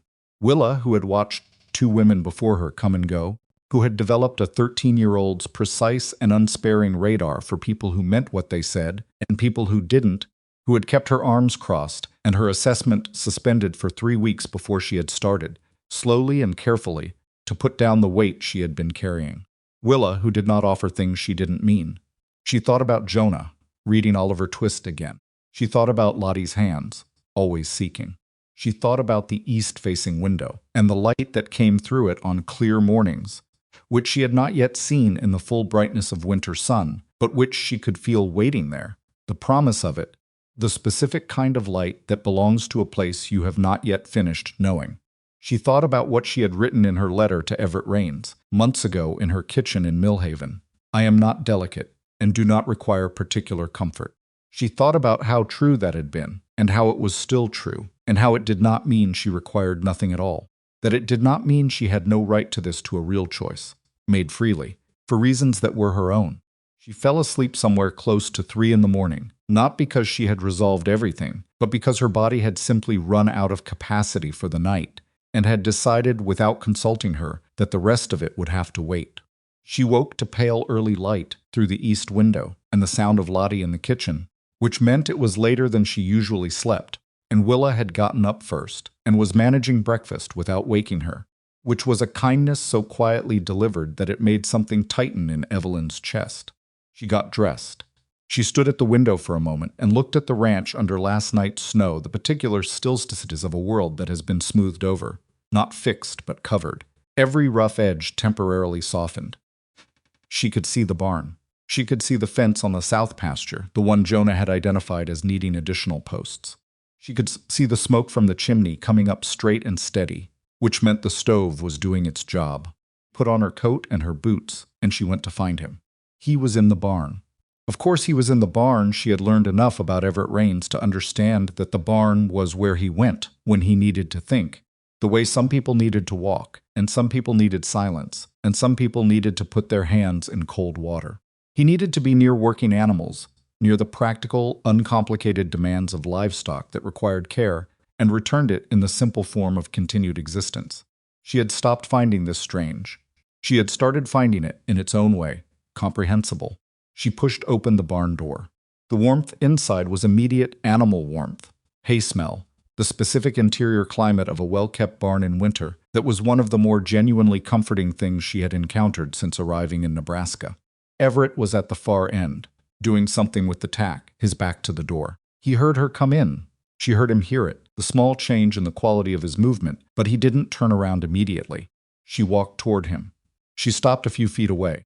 She stood there for a moment, looking at the back of him, the width of his shoulders, the set of them, the particular posture of a man who is waiting for something and is trying not to show that he is waiting. "I've been thinking," she said. He set down what he was holding and turned around. He looked tired. She doubted he had slept much better than she had, but his expression was composed, the careful containment of a man who has decided that whatever she says next, he will accept without making it harder for her than it needs to be. "I know what you're going to say," he said. "Do you? You're going to say yes because the situation requires it, and because the children need stability, and because it's the practical solution." He paused. "And I'm going to tell you again that I don't want that to be the reason." She looked at him steadily. "I'm not going to say any of those things." He waited. "I'm going to say yes," she said, "because I chose to. Because I got up this morning and I looked at this ranch and I thought about leaving it, actually imagining the train back to somewhere else, and I couldn't find any version of that I was willing to accept." She paused. "Not because I have nowhere else to go. I have enough to go somewhere. But because this is where I want to be. Not the arrangement. Not the practical solution. These children. This house. This cold barn." She paused again. "You." The last word sat between them, plain and unadorned, and she watched him absorb it. Crossed the distance between them in 3 steps. And he put his arms around her, and she let him, which was its own kind of answer, she who had managed everything alone for so long, who had learned to need nothing from anyone, because needing things from people left you exposed in ways you couldn't always survive. She let him hold her in the warmth of the barn while the snow sat quiet outside, and the horses moved in their stalls with the slow indifference of animals who have seen everything and found most of it unremarkable. She did not cry. She was not a woman who cried easily, and she had used up most of her available tears in that field outside Millhaven. Years of them in one afternoon, and what was left was something drier and more durable gratitude, maybe, or something that would eventually become gratitude once she had finished being astonished by it. After a moment she stepped back, not away, just back, enough to look at him. "I need you to understand something," she said. "I'm not marrying you because I'm a mail-order bride completing an agreement. And I'm not marrying you because Eleanor Vance showed up and made it the correct solution. If either of those things were the reason, I'd be on the next train out of Broken Creek and Mrs. Vance could find something else to concern herself with." "I know," he said. "I'm marrying you because I'm choosing you," she said, "the way you chose me. And I need that to be clear between us, because I've spent most of my life being tolerated by people, and I'm not willing to do that again." He looked at her. The look had nothing calculated in it. Nothing assessing it was the most open expression she had seen on his face since she arrived, and she understood that it was costing him something, that openness, the same way it cost most people who had spent years behind their own walls. "I didn't choose you, because you were useful," he said. "I know that now," she said. "I didn't know it 3 weeks ago." "When did you know it?" She thought about it. "The morning you told Jonah you missed the talking," she said. "Jonah told me about it. And I thought a man who can say that to his son, who can find those words even when it costs him, that's not a man I was wrong about." He held her gaze for a moment. Then he nodded once, the nod of a man who has received something and intends to keep it. "All right," he said. "Then it's settled." "It's settled," she said. They told the children that evening.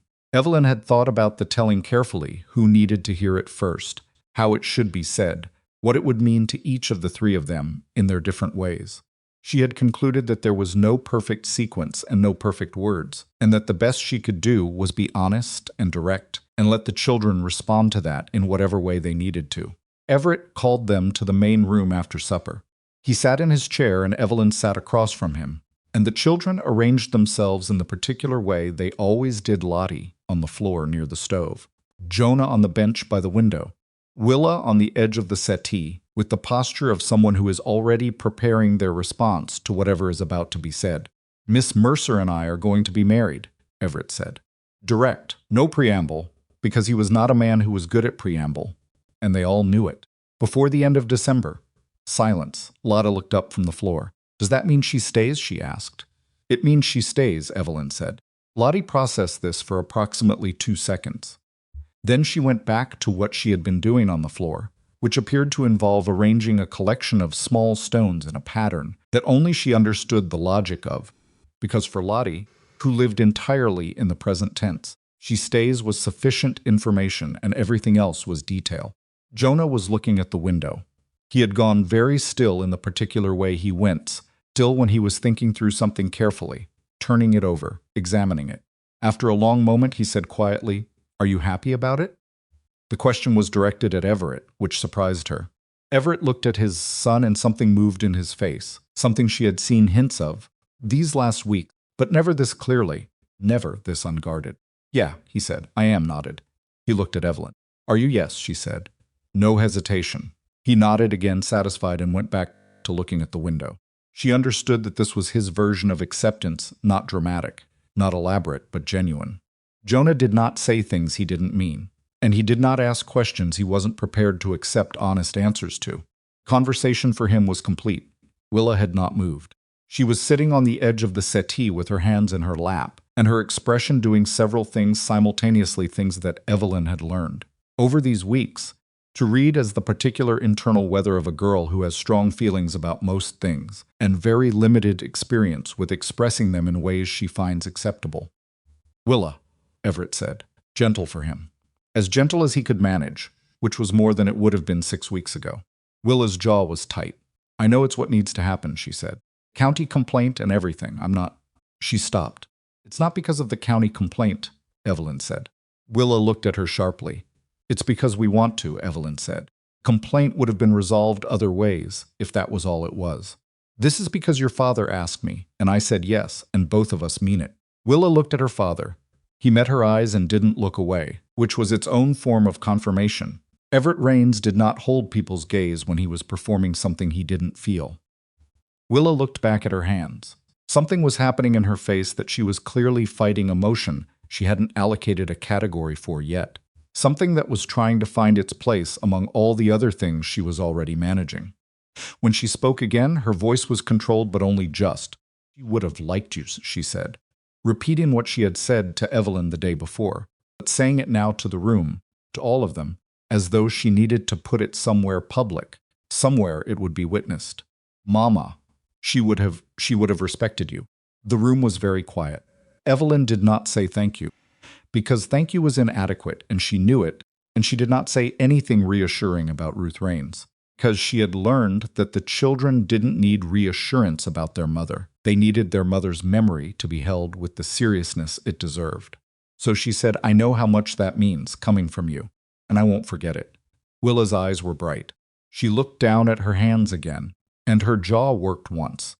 And then she stood up abruptly and said she was going to get water from the kitchen.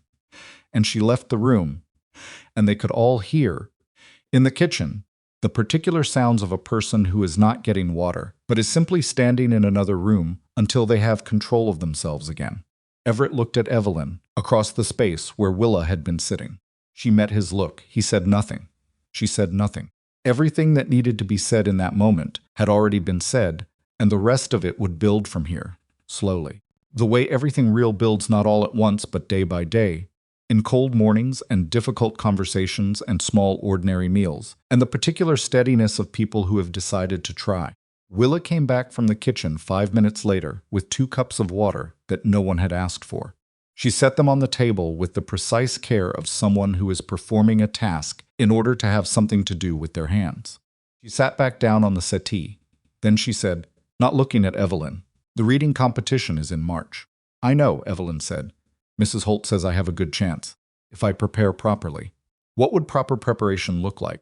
Willa looked up. Something in her expression had settled, not fully, not completely, but enough. The storm had passed through and left the air clearer behind it. "I'd need to read a lot. Practice reading out loud.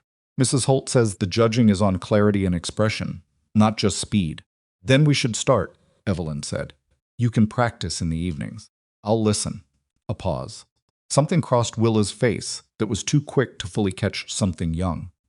Unguarded, the expression of a girl who is being treated as someone whose ambitions are worth taking seriously, which is a feeling that, once you have experienced it, is very difficult to let go of. "Okay," Willa said, quietly. "Okay." Jonah, from the window bench, said without looking up, "I want to listen too." "Then you'll both listen," Evelyn said. Lottie looked up from her stones. "I want to listen," she announced. "You'll fall asleep in 10 minutes, Jonah said. "I won't. You always do. I won't this time." Everett made a sound that was not quite a laugh, but was closer to one than anything Evelyn had heard from him in 6 weeks. And Willa looked at him with an expression that was startled, and then slowly, something close to relieved the expression of a daughter who has been afraid for a long time that her father's laugh had left him permanently, and has just heard evidence that it had not. The wedding was arranged for the 19th of December. It was a small thing. The way weddings in that part of Nebraska often were a justice of the peace from Broken Creek, the Donnellys as witnesses, because they were there on supply day, and Everett had asked them without ceremony, and the 3 children in their best clothes, in the main room of the ranch house, which Evelyn had cleaned and heated to a temperature that was actually comfortable for the first time since she'd arrived. She wore the dress she had packed in Kansas, the blue-gray one that she had brought because it was her best, not because she had been planning on a wedding, but because she had understood, packing her 2 trunks in Millhaven, that there might be occasions that required best. It fit her the way it always had not ideally. She was not built for ideal. She had made her peace with that long before she boarded any train but well enough, and she wore it without apology.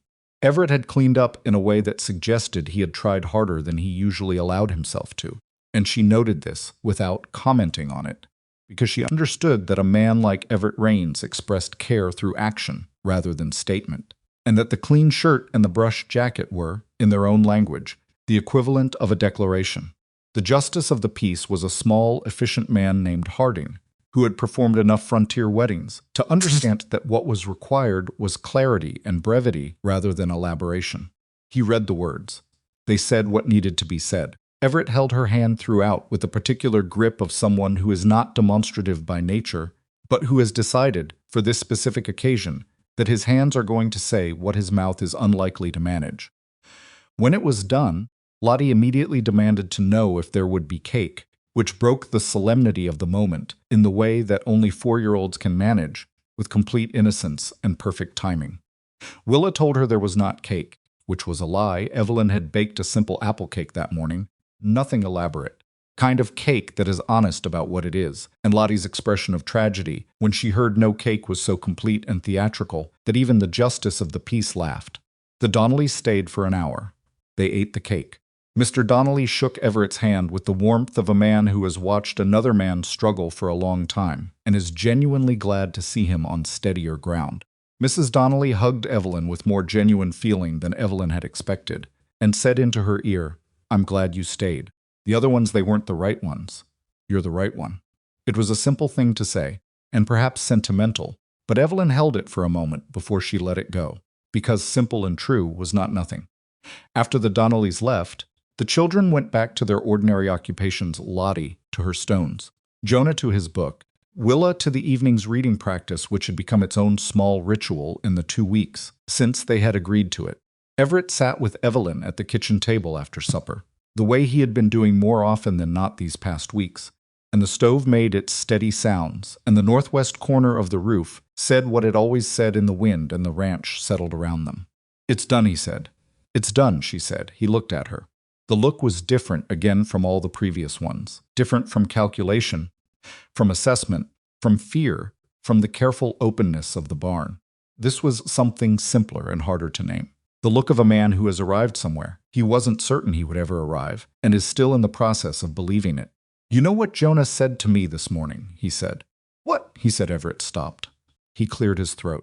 "He said he thinks the north pasture fence will hold through February if we reinforce it next week. He had a whole plan, materials, timing, which posts needed attention first." He paused. "He's 8 years old." "He pays attention," Evelyn said. "He does." Everett looked at the table. "He gets that from his mother." She noticed everything. A pause. He's starting to sound like her. The way he thinks things through. He was quiet for a moment. "I didn't notice that until recently. I don't know if he was always like that and I was not seeing it, or if it's new." "It's been there," Evelyn said. "He needed someone to ask him what he thought." Everett looked at her. "You asked him. Why?" "Thought about it." "Because nobody had been," she said, "and he had things worth saying." Everett was quiet for a long time. Stove settled. Outside the temperature had dropped again, the particular drop of a clear December night, whence the stars were sharp, and the cold was absolute, and the land was very still under it. She could see a corner of that sky through the kitchen window, the deep black of a winter night in the open country, without the ambient light of cities to dilute it, the stars enormous and indifferent and beautiful. "I was afraid," Everett said finally, after Ruth. I think I was afraid to pay attention. Because if I paid attention, I had to see how bad it was, how much they were hurting, how much I was failing." He paused. "It was easier to keep working." "I know," she said. "You did it differently. Not accusatory, just observational." "I didn't have grief to manage," she said. "I came in clear." "That's not better, it's just different. You'll catch up. You already have." He looked at her across the table. "I'm sorry it took me so long," he said. "To say the things I should have said earlier." "Everett." She leaned forward slightly. "You said them. That's what matters." He held her gaze. He nodded. He turned his coffee cup in his hands, the habitual turning, and she watched it and thought that she would probably be watching that gesture for the rest of her life, and that this thought did not frighten her. She thought about Millhaven. She thought about the store, and Victor Hale's voice carrying across the room with its particular cruelty, the specific cruelty of a man who thought honesty and unkindness were the same thing. She thought about the field, and the dirt, and the newspaper advertisement, and the 2 trunks in the train. She thought about the cold kitchen on her first day, and Willa's crossed arms, and Jonah under the bed, and Lottie gripping the porch post. She thought about what it meant to sit at a table in a warm kitchen on the 19th of December, married to a man who had told her plainly that she mattered to him, in a house where 3 children had slowly, imperfectly, genuinely let her in. She was not naive. She understood that what was ahead was not simple, that Willa would still have hard days, and Jonah would still go quiet, and Lottie would still wake crying sometimes, and Everett would still go outside when the weight of things became too much, and she herself would still have mornings when the distance from Millhaven felt lonelier than it did on other mornings, and none of that was going to change because a justice of the peace had said the right words in her best blue-gray dress. But she also understood something else. Something she had been learning since the morning she fixed the stove door, that real things are built from real days, not from moments of resolution. That what she had here, imperfect and cold and difficult and genuine, was more than she had been told she deserved, and more than she had allowed herself to want for most of her life. She reached across the table and put her hand over his. He turned his palm up and held it. Outside, the stars were enormous, and the cold was absolute, and the ranch was quiet. Inside, the stove held steady, and the children were settled. And Evelyn Raines, she was Evelyn Raines now, and she let herself sit with the weight of that for a moment. The newness of it, the realness of it, looked out the window at the winter sky, and understood that the life she was living was not the life she had imagined for herself. Better than that. It was specific. It was hers. And for the first time, in as long as she could remember, that was enough. County complaint was formally withdrawn on the 23rd of December. A letter arrived with the supply wagon, addressed to Everett Raines, from the county clerk's office in the nearest administrative center, a thin, dry document that said, in the language of official correspondence, approximately nothing beyond the fact that the matter had been reviewed and resolved and required no further action. Everett read it once, set it on the table, and went back to his breakfast. Evelyn read it after him, set it back where it had been, and went back to the stove. Willa, who had seen the envelope and understood what it likely contained, watched both of them do this and said nothing, but something in her shoulders dropped fractionally. The particular release of someone who has been holding a breath for longer than they consciously realized. That was the end of the county's involvement in the Raines household. Not dramatic, not triumphant. Just a thin letter on a kitchen table, and breakfast continuing, and the stove doing its job, and the ranch going about its morning, as though the preceding weeks of legal threat and social scrutiny had been simply another form of bad weather, something to be endured and then moved past. But Evelyn understood, holding that letter for the 30 seconds she held it, that the withdrawal of the complaint was not actually what mattered. What mattered was what it represented, the formal acknowledgement that the things she and Everett had built here, imperfect and unsentimental and genuinely real, was now beyond the reach of Eleanor Vance's concerns or anyone else's opinion. She was Evelyn Raines. She was married, legally and intentionally, to a man who had chosen her specifically and who she had chosen back. She lived on this ranch.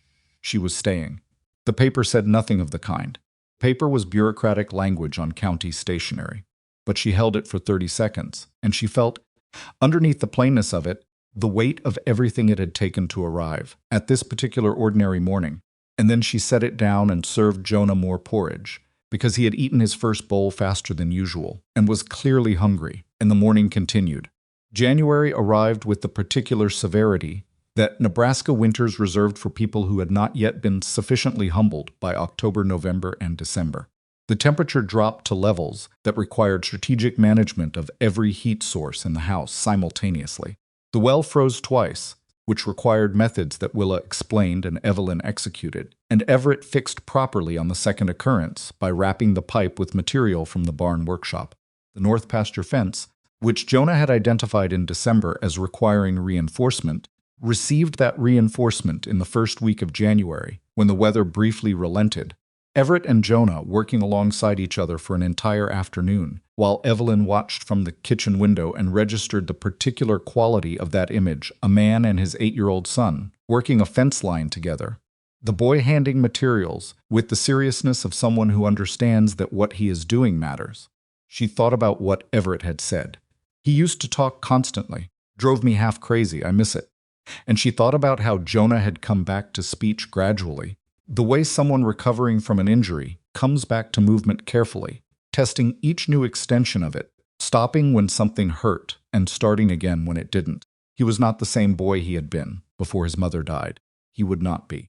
That was not how grief worked. It did not restore the original. It produced something different, marked by what it had been through, which was not the same thing as broken. What she watched from the kitchen window on that January afternoon was not a boy restored. It was a boy becoming something new, and his father, beside him, paying attention. That was enough. That was in fact more than enough. Eleanor Vance came to the ranch again in late January, came without the formal posture of her first visit, without the deliberate buggy, without the prepared manner of someone arriving to deliver a verdict. She came in a plain wagon, and she knocked, and when Evelyn opened the door, she said, "I'd like to see the children, if that's acceptable." Evelyn stepped back and let her in.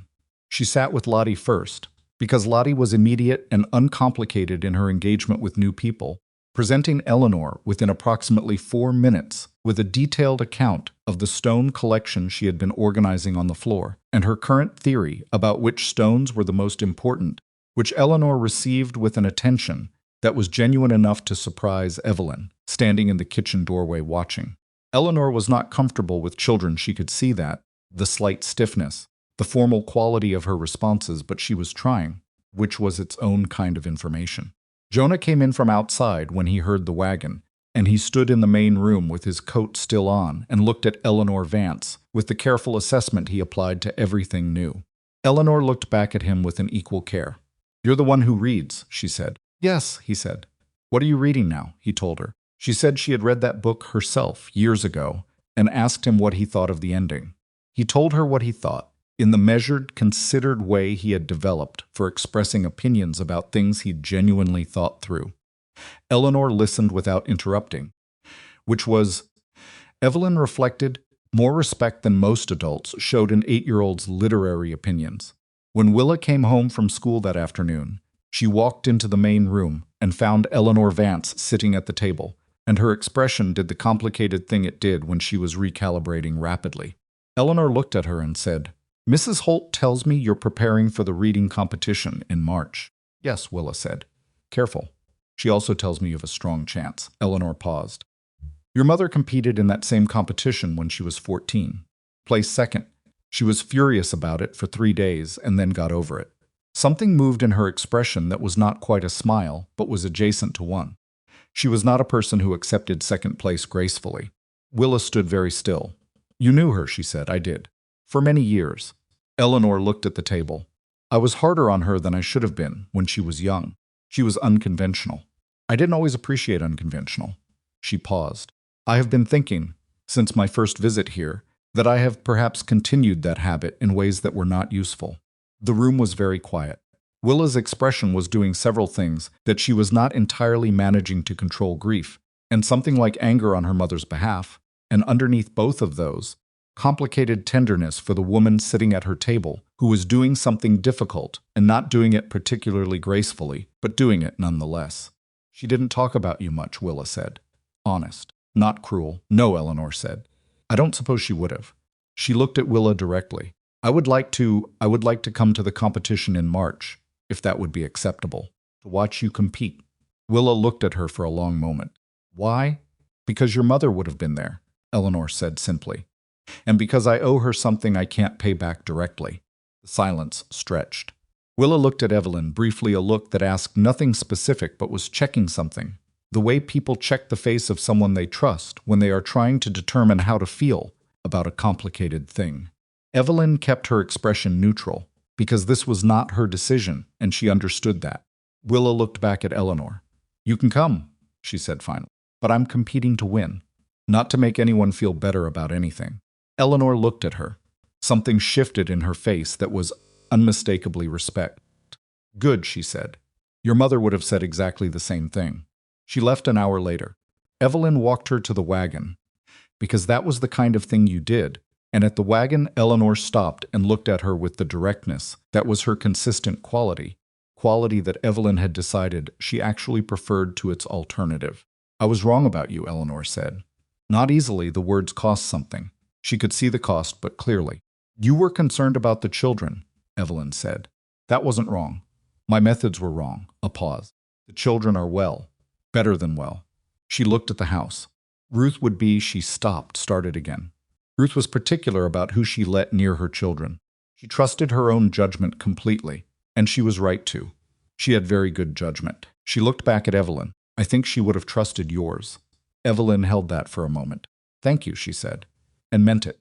Eleanor Vance climbed into her wagon and drove back toward Broken Creek, and Evelyn stood in the cold yard and watched her go, and thought about the particular cost of admitting you were wrong, how much it required from a person, how rare genuine admission was, how it was not nothing to watch someone do it even imperfectly. She thought about Victor Hale, who had never admitted anything, who had said what he said in that store and gone home to his hardware business and presumably never thought about it again with any particular weight. She thought about the difference between a person who is capable of revision and a person who is not, and she thought about which kind of person she wanted to be, and she thought about all the small ways that question asked itself in the course of an ordinary day. She went back inside. Willa was at the table with her reading competition text, her lips moving slightly as she practiced, the particular focus of someone who has been given a reason to be excellent at something again. Evelyn put the kettle on and said nothing, because some things didn't need commentary, and sat down at the other end of the table and picked up her mending, and the afternoon settled around them both. February was when Everett started sleeping through the night. She noticed it the way you notice the absence of a sound you had learned to expect he had been, since she arrived, a light and restless sleeper, prone to the sounds of someone who was not fully at rest, even when they were technically in bed. She had learned to identify his pattern, without remarking on it, the way you learn the sounds of a house you live in. At some point in early February, she realized the pattern had changed. He was sleeping. Actually sleeping, the deep and uninterrupted kind, and she understood what this meant without needing to ask about it. Because she had been watching grief do its work in this household for 4 months, and she recognized the signs of it releasing its tightest grip. She mentioned it to no one. Some things were private in their significance, and this was one of them, the knowledge that a man was finally resting, that the thing which had kept him at the surface of sleep for the better part of 2 years had loosened enough to let him go under, and that this was a form of healing you couldn't manufacture or rush or assist. You could only maintain the conditions for it and wait. She was good at maintaining conditions and waiting. She had been practicing both her entire life. Jonah in February began teaching Lottie to read. Started without announcement, she came into the main room one afternoon to find him sitting beside Lottie, with one of his simpler books open between them, pointing to letters with the patient precision of someone who remembers what it was like to not know something and is reconstructing the path back to that place. Lottie was paying attention with an intensity she rarely brought to anything that didn't involve stones or food, her brow furrowed, her finger tracing under Jonah's. Evelyn stood in the doorway and watched for a moment before either of them noticed her. She thought about the afternoon she had offered Jonah Oliver Twist, and he had stood at the edge of the kitchen testing whether it was safe to come in. She thought about the boy under the bed on his mother's birthday, asking whether a person could decide to be bad, or just ended up that way. She thought about how much had been required from him, from all three of them, and how much they had given, and how quietly, and how without any guarantee that the giving was safe. She went back to the kitchen without interrupting them. That evening she told Everett, and he sat with it for a moment, and then he said, she taught him that way. Ruth. She sat with him the same way. His voice was even, but the evenness was the controlled kind, the kind that is being maintained deliberately. He was 4. She had this particular patience with the letters. She'd point to them and say the sound, not the name. She said names were confusing. He remembered the sounds first. He's doing it the same way, Evelyn said. Everett nodded. He looked at the table. She's in him, he said quietly. In the way he does things, I keep finding her in him. He paused. It used to just hurt. Now it's starting to feel like something else. What? He thought about it carefully, the way he always did with things that mattered. Like she didn't entirely go, he said. Like she's still here in the way they do things.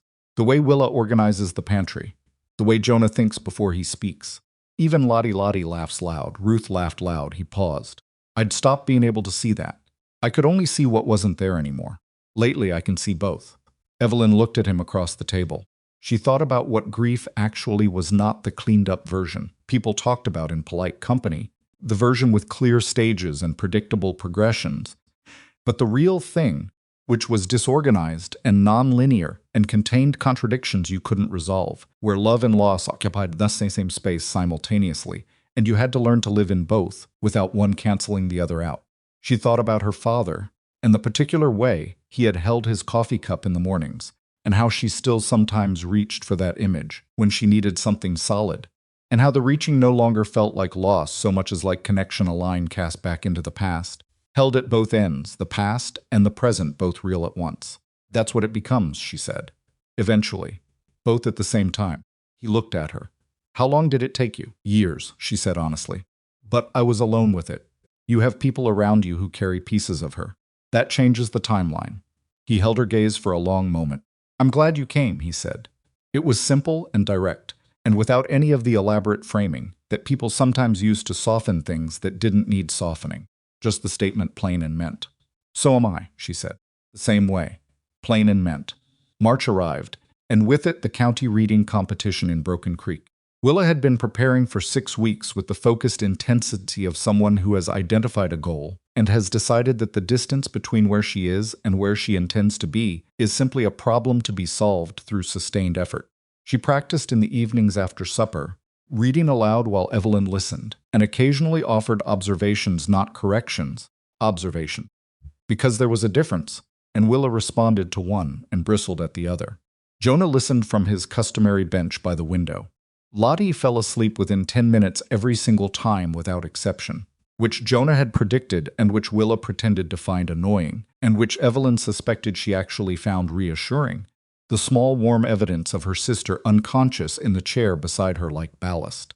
The morning of the competition, Willa came to breakfast in her school dress, with her hair pinned back with a precision that communicated that she had done it herself several times before she was satisfied with it, and she sat down and ate with the focused quietness of someone who is already somewhere else in their head, running through their text, testing the places that might slip. Everett drove them all to Broken Creek, all of them, all 5 of them, in the wagon, which was slightly crowded and cold, but which nobody objected to because they understood, without it being stated, that this was a family attending something important together, and that the crowding was part of it. Lottie sat on Evelyn's lap and asked questions about the passing landscape with her usual comprehensive curiosity. Jonah sat beside Willa and said nothing, which was his version of support, just being there, solidly there, in the particular way he had of making his presence felt without requiring anything from it. The competition was held in the schoolroom, which was larger than Evelyn had imagined. She had built a picture of a single-room frontier schoolhouse, and the reality was that, which was accurate. But it had more people in it than she had accounted for.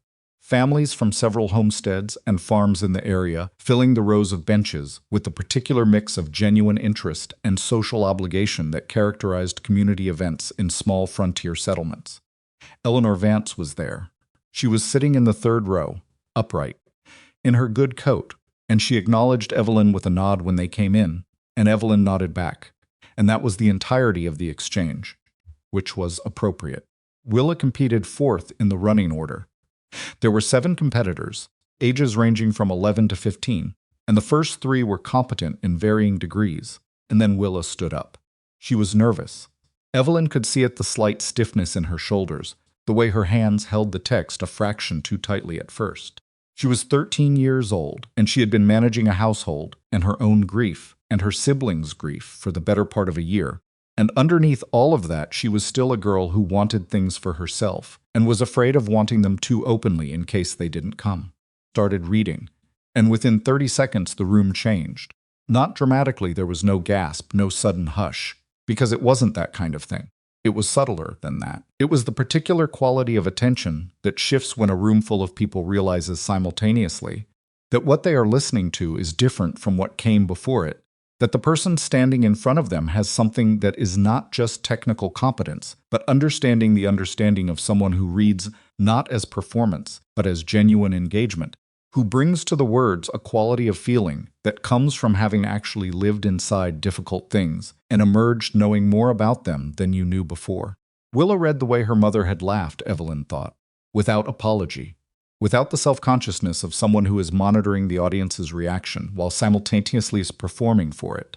She just read, and the room listened, and Everett beside Evelyn on the bench was very still in the way he was still when something was happening that he didn't want to miss by reacting to it. She placed first. The judge misses.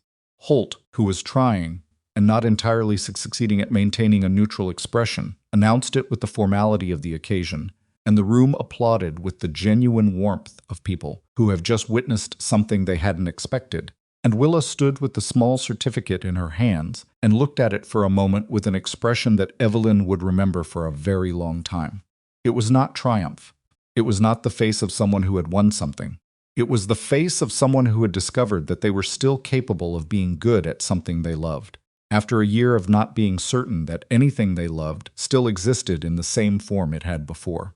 It was the face of a girl returning to herself. Jonah, seated beside Evelyn, let out a breath that he had apparently been holding for some time.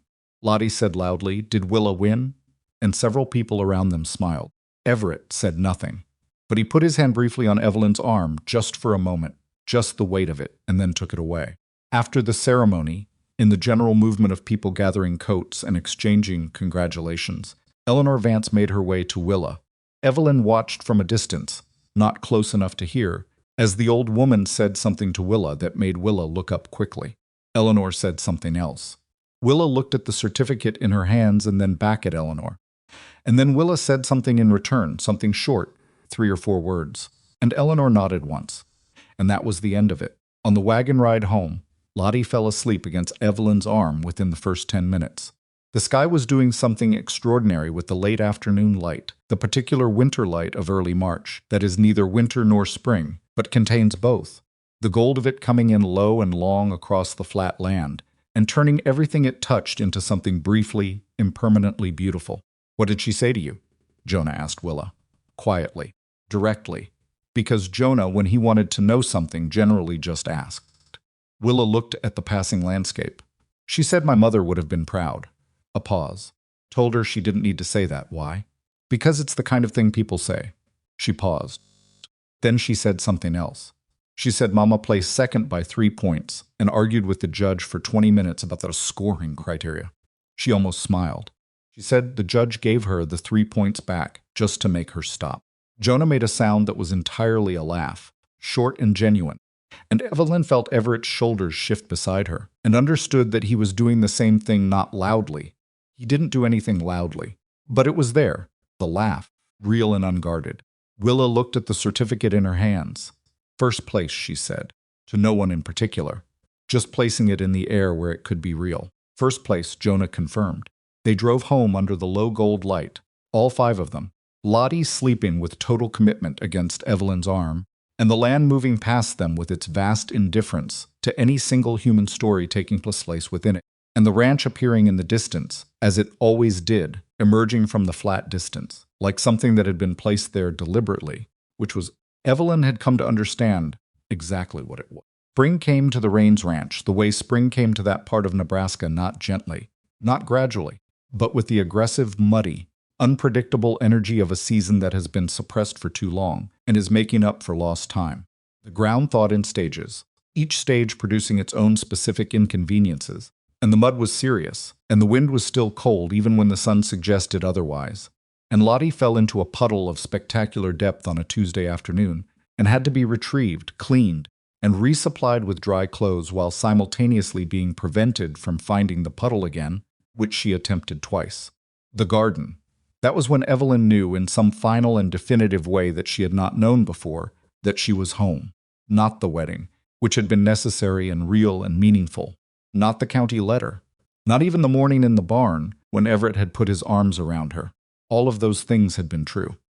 But it was the garden that settled it, in the particular way that certain things settle quietly, without announcement, simply by being what they are.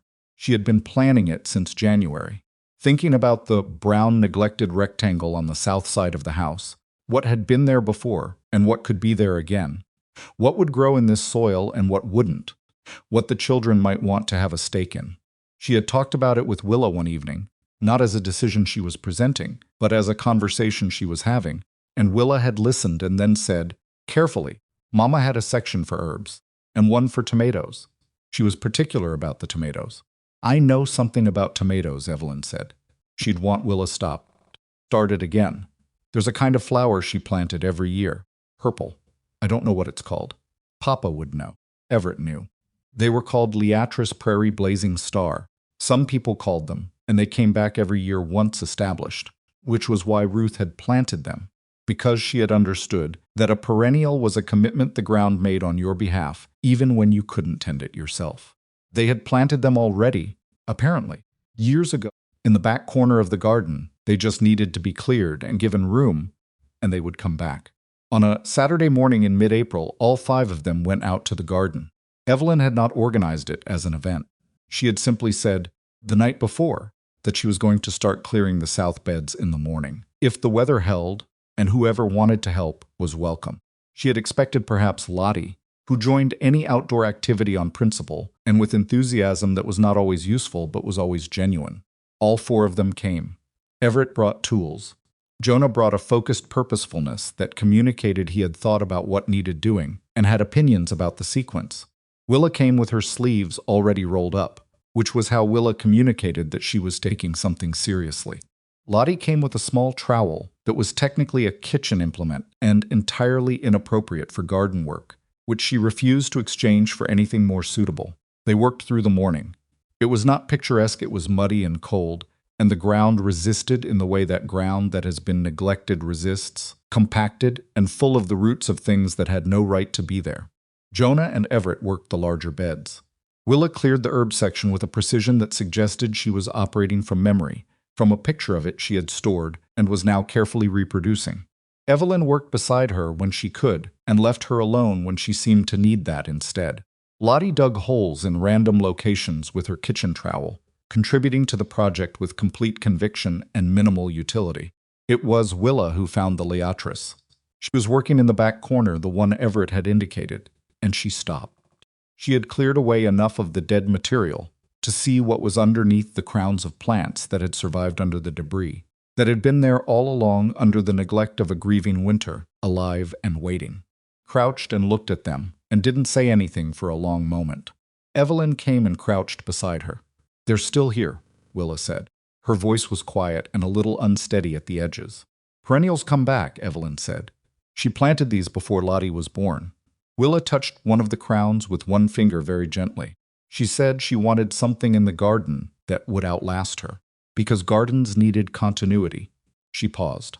"I didn't know what that meant when she said it. I was 10. Do you know what it means now?" Willa was quiet for a moment. "I think she meant that a garden is a way of saying I was here. I made something that keeps going." She looked at the crowns. "Even when you can't see it from the outside, it's still going under the ground." Evelyn said nothing. She stayed crouched beside Willa in the mud of the back corner of the garden and let the silence be what it was. After a moment, Willa said, "I want to leave a section for her. In the plan, a section that's hers." She looked at Evelyn directly. Is that all right, Willa?" Evelyn said. "That's not something you need to ask permission for." The girl held her gaze. Something moved through her face, something that had been held tightly for a very long time. Shifting, releasing, not disappearing, but changing shape into something that could be carried differently. "I wasn't sure," she said, "if it would be strange. You here. Your mother is part of this family," Evelyn said. "She's part of these children. She's in the way Jonah thinks, and in Lottie's laugh, and in you every single day. I didn't come here to replace any of that. I came here to add to it." She paused. "Her section stays." Willa looked at the liatris crowns for another long moment. Then she stood up and went back to work, and Evelyn stood up and went back to work, and the garden continued around them, Everett and Jonah at the far end debating something about drainage. Lottie's trowel appearing at intervals in unlikely locations, and the spring morning moved over all of it with its cold gold light. By the end of April, the garden was planted. Ruth's section was in the back corner, the liatris, cleared and tended and left to come back in their own time, plus a ring of other perennials that Willa selected from memory and Everett confirmed from his own. It was marked with a small border of stones that Lottie had chosen and arranged herself, carrying them from the yard one at a time, with the ceremonious dedication of someone performing an important task, which she was. The rest of the garden was planted with things that would come up this season and feed this family this year, tomatoes in the section Willa had designated, because Willa knew exactly where the sun hit best. Herbs along the south edge, where the protection from the house wall would give them the warmth they needed. Beans and squash, and the small extravagance of some seed packets Evelyn had ordered from a catalog in February. Things she had been growing in Kansas and wanted to try in Nebraska soil. Some of it would work. Some of it wouldn't. That was gardening that was in its way. Most things that mattered. You put things in the ground and you tended them, and you waited, and some of them came up, and some of them didn't, and you learned from both, and you tried again next year. In the evenings, as May moved in and the light lasted longer, Evelyn sometimes sat on the porch steps while the children were inside and looked at the garden in the low late light and thought about what it meant to have planted something somewhere. Commitment of it. The way a garden said, "I intend to be here when this comes up. I intend to be here next year." The way Ruth's liatris said it still, all these years later, from the back corner, coming up purple and tall and unapologetic in the June light. She thought about all the ways she had been told she was too much, and not enough simultaneously too heavy, too plain, too settled into her own plainness to be someone anyone would choose, and also somehow not enough of whatever the right kind of woman was supposed to be. She thought about how long she had believed those assessments, how long she had let other people's measurements of her become her own measurements of herself, until she had sat in that field outside Millhaven with her face in her hands, and somewhere in the grief of that afternoon, had finally started to understand that the measurements had been wrong, and that the people taking them had not been qualified to take them, and that none of it had ever, for a single day, been true.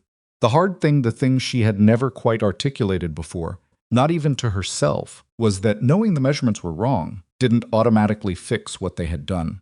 You couldn't simply decide that you were worth choosing and have it feel immediately real. You had to live your way into the belief. You had to accumulate evidence, day by day, in the specific and unremarkable form of ordinary days lived fully stoves fixed. Children tended, conversations had, gardens planted, winter endured, spring arrived until the evidence outweighed the old story, and the old story stopped being the first thing you reached for when things got difficult. She had been accumulating that evidence since October. It was, she thought, enough. Not in the sense that the old things didn't live in her anymore, they did. They would probably always have some residence in her, the field and the store, and all the years before them, but in the sense that they no longer governed. They were part of the record. They were not the conclusion. One evening in June, Everett came and sat beside her on the porch steps. They had developed a habit of this, sitting outside in the long summer evenings, when the work was done and the children were winding down inside, when the light was at its best and the ranch was at its quietest. They didn't always talk. Sometimes they just sat, and the silence between them was the kind of silence that belongs to people who have stopped needing to fill space with each other, who have found the particular comfort of another person's presence that doesn't require performance to justify itself. From inside the house, they could hear Jonah reading to Lottie. He had been doing this every evening now, had made it a ritual that Lottie treated as non-negotiable, and that Jonah performed with the steadiness of someone who has discovered that a habit of kindness is its own form of reward. Jonah's voice carried the cadence of the story, unhurried, and Lottie's occasional questions punctuated it, and the sound of it was a sound Evelyn had not known she was waiting for until she heard it, and understood that this was what a house sounded like from the outside when it was actually working. From somewhere further inside, Willa was humming. Not a song Evelyn recognized, something low and shapeless, more like thinking made audible than music, the sound a person makes when they are alone in their own head and content enough there to let the contentment out accidentally. Everett was listening to it too. She could tell. She used to hum like that, he said quietly. Ruthie paused. Same, not a real tune. Just that sound. Evelyn looked out at the garden in the fading light. She's carrying her, she said. The way Jonah carries her thinking. The way Lottie carries her laugh. Yes. He was quiet for a moment. I used to think that was too painful to look at directly. Now he stopped. Now it's something I don't want to miss. I sat with that. The light moved through its final stages, the gold going amber going rose, the way Nebraska evenings went on forever in June, and then ended more suddenly than you expected. And the first stars came up in the east while the west was still lit at the horizon. The liatris in the back corner of the garden were a dark shape in the dusk, and would be purple again in full light tomorrow, and would come back next year. And the year after that, Evelyn thought about what she had come here with. 2 trunks and 4 books, and the practical inventory of a woman who had learned to need very little and trust even less. She thought about what she was sitting in the middle of, now not perfection. She did not want to misrepresent this. It was not perfection, a house that still had a warped stovetop and a northwest corner that complained in the wind, and a family that was still, in all its members, marked by loss and by the specific difficulty of being human in conditions that did not forgive carelessness. But it was real. Every difficulty of it was real, which meant every good thing in it was real too. And real was what she had crossed a territory to find. She thought about what she would tell the woman in the field, if she could. The woman sitting in the dirt with her face in her hands, convinced that what had just happened to her was the verdict rather than a moment, that one man's cruelty in a crowded store was the final assessment of her worth, rather than simply the opinion of someone who was not qualified to assess her and should never have been given the authority she had surrendered to him. She would tell her, "The place you are going does not yet know you." That is not a warning, that is the point. She would tell her that the life worth having was not the one that asked nothing of her, it was the one that asked everything, and gave back something real in return. She would tell her that the person worth becoming was not the person who had finally made herself small enough and quiet enough and acceptable enough for the world she was in. It was the person who had the courage to walk out of that world and into one where her size and her noise and her particular brand of competence were not problems to be apologized for, but qualities that were needed, specifically by specific people who could not have managed without them. She would tell her, "Go, take the 2 trunks and the 4 books. Write the letter. Board the train. Walk toward the cold kitchen and the crossed arms and the boy under the bed and the little girl holding the porch post. And do not ask them to love you before you have given them reason. And do not apologize for needing to be loved back. And do not confuse being tolerated with being home.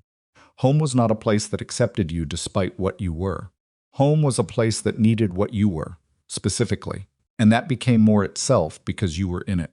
She had found that. She had built it, all of them together, out of the raw material of need and grief and practical necessity, and the particular stubbornness of people who do not give up on things, simply because the things are difficult. Everett said, "You're thinking." "I'm always thinking," she said. "What about?" She looked at the garden, at the liatrice shape in the dusk, at the light still holding at the horizon. Thought about how to say it something that was true without. Being sentimental, something that honored the difficulty of what it had taken to arrive here, without pretending the arrival hadn't been worth the difficulty. "I'm thinking that I needed the courage to leave before I could find what I was looking for," she said. "And that what I was looking for turned out to be nothing like what I thought it was." He looked at her. "I thought I was looking for somewhere I would be acceptable," she said. "Somewhere I would be tolerated properly. I'd set the bar there, tolerated properly, because that was the best I believed I was going to get." She paused. "I was wrong about the bar." He was quiet for a moment. "What was it supposed to be?" "This," she said, simply. "Exactly this." The last of the light went out of the western sky. The stars came fully on. Inside the house, Jonah's voice continued with its story, and Lottie's questions came at their intervals, and somewhere further in. Willa had moved from humming to a low, actual melody now, something Evelyn recognized. A piece she had taught her one evening, without it being a lesson. Just a song sung while they were doing other things, the way music passes between people without ceremony. Everett reached over and took her hand, the way he had at the ceremony in December, and held it the same way steadily, without excessive demonstration. The grip of a man who is communicating something he does not have better language for and has stopped pretending he does. The ranch was quiet around them, and the night was warm, and the garden that they had planted together in the cold mud of April was alive and growing in the darkness beyond the porch, and the lattice that Ruth had put in the ground years ago, before Lottie was born, were there in their corner, solid and perennial and persistent, saying what she had intended them to say all along. "I was here. I made something that keeps going." Evelyn Rain sat on the porch of her home in the Nebraska summer dark and let herself, finally and fully, believe it. She had come to this place with almost nothing. She had built from the raw material of her own character and the need and the grief and the stubbornness of the people she had found here, something that was worth more than everything she had left behind. Not because she had made herself smaller to fit into it, not because she had learned to need less, but because she had arrived with exactly what she actually was and had refused, even when it would have been easier, to be anything else. That was the thing she had needed all along to understand. You do not earn a life worth living by becoming acceptable to people who have already decided you aren't. You earn it by finding the place where what you are is what is needed, and staying and building, and letting the roots go deep enough that even the hardest winters cannot take you. She had stayed. She was home.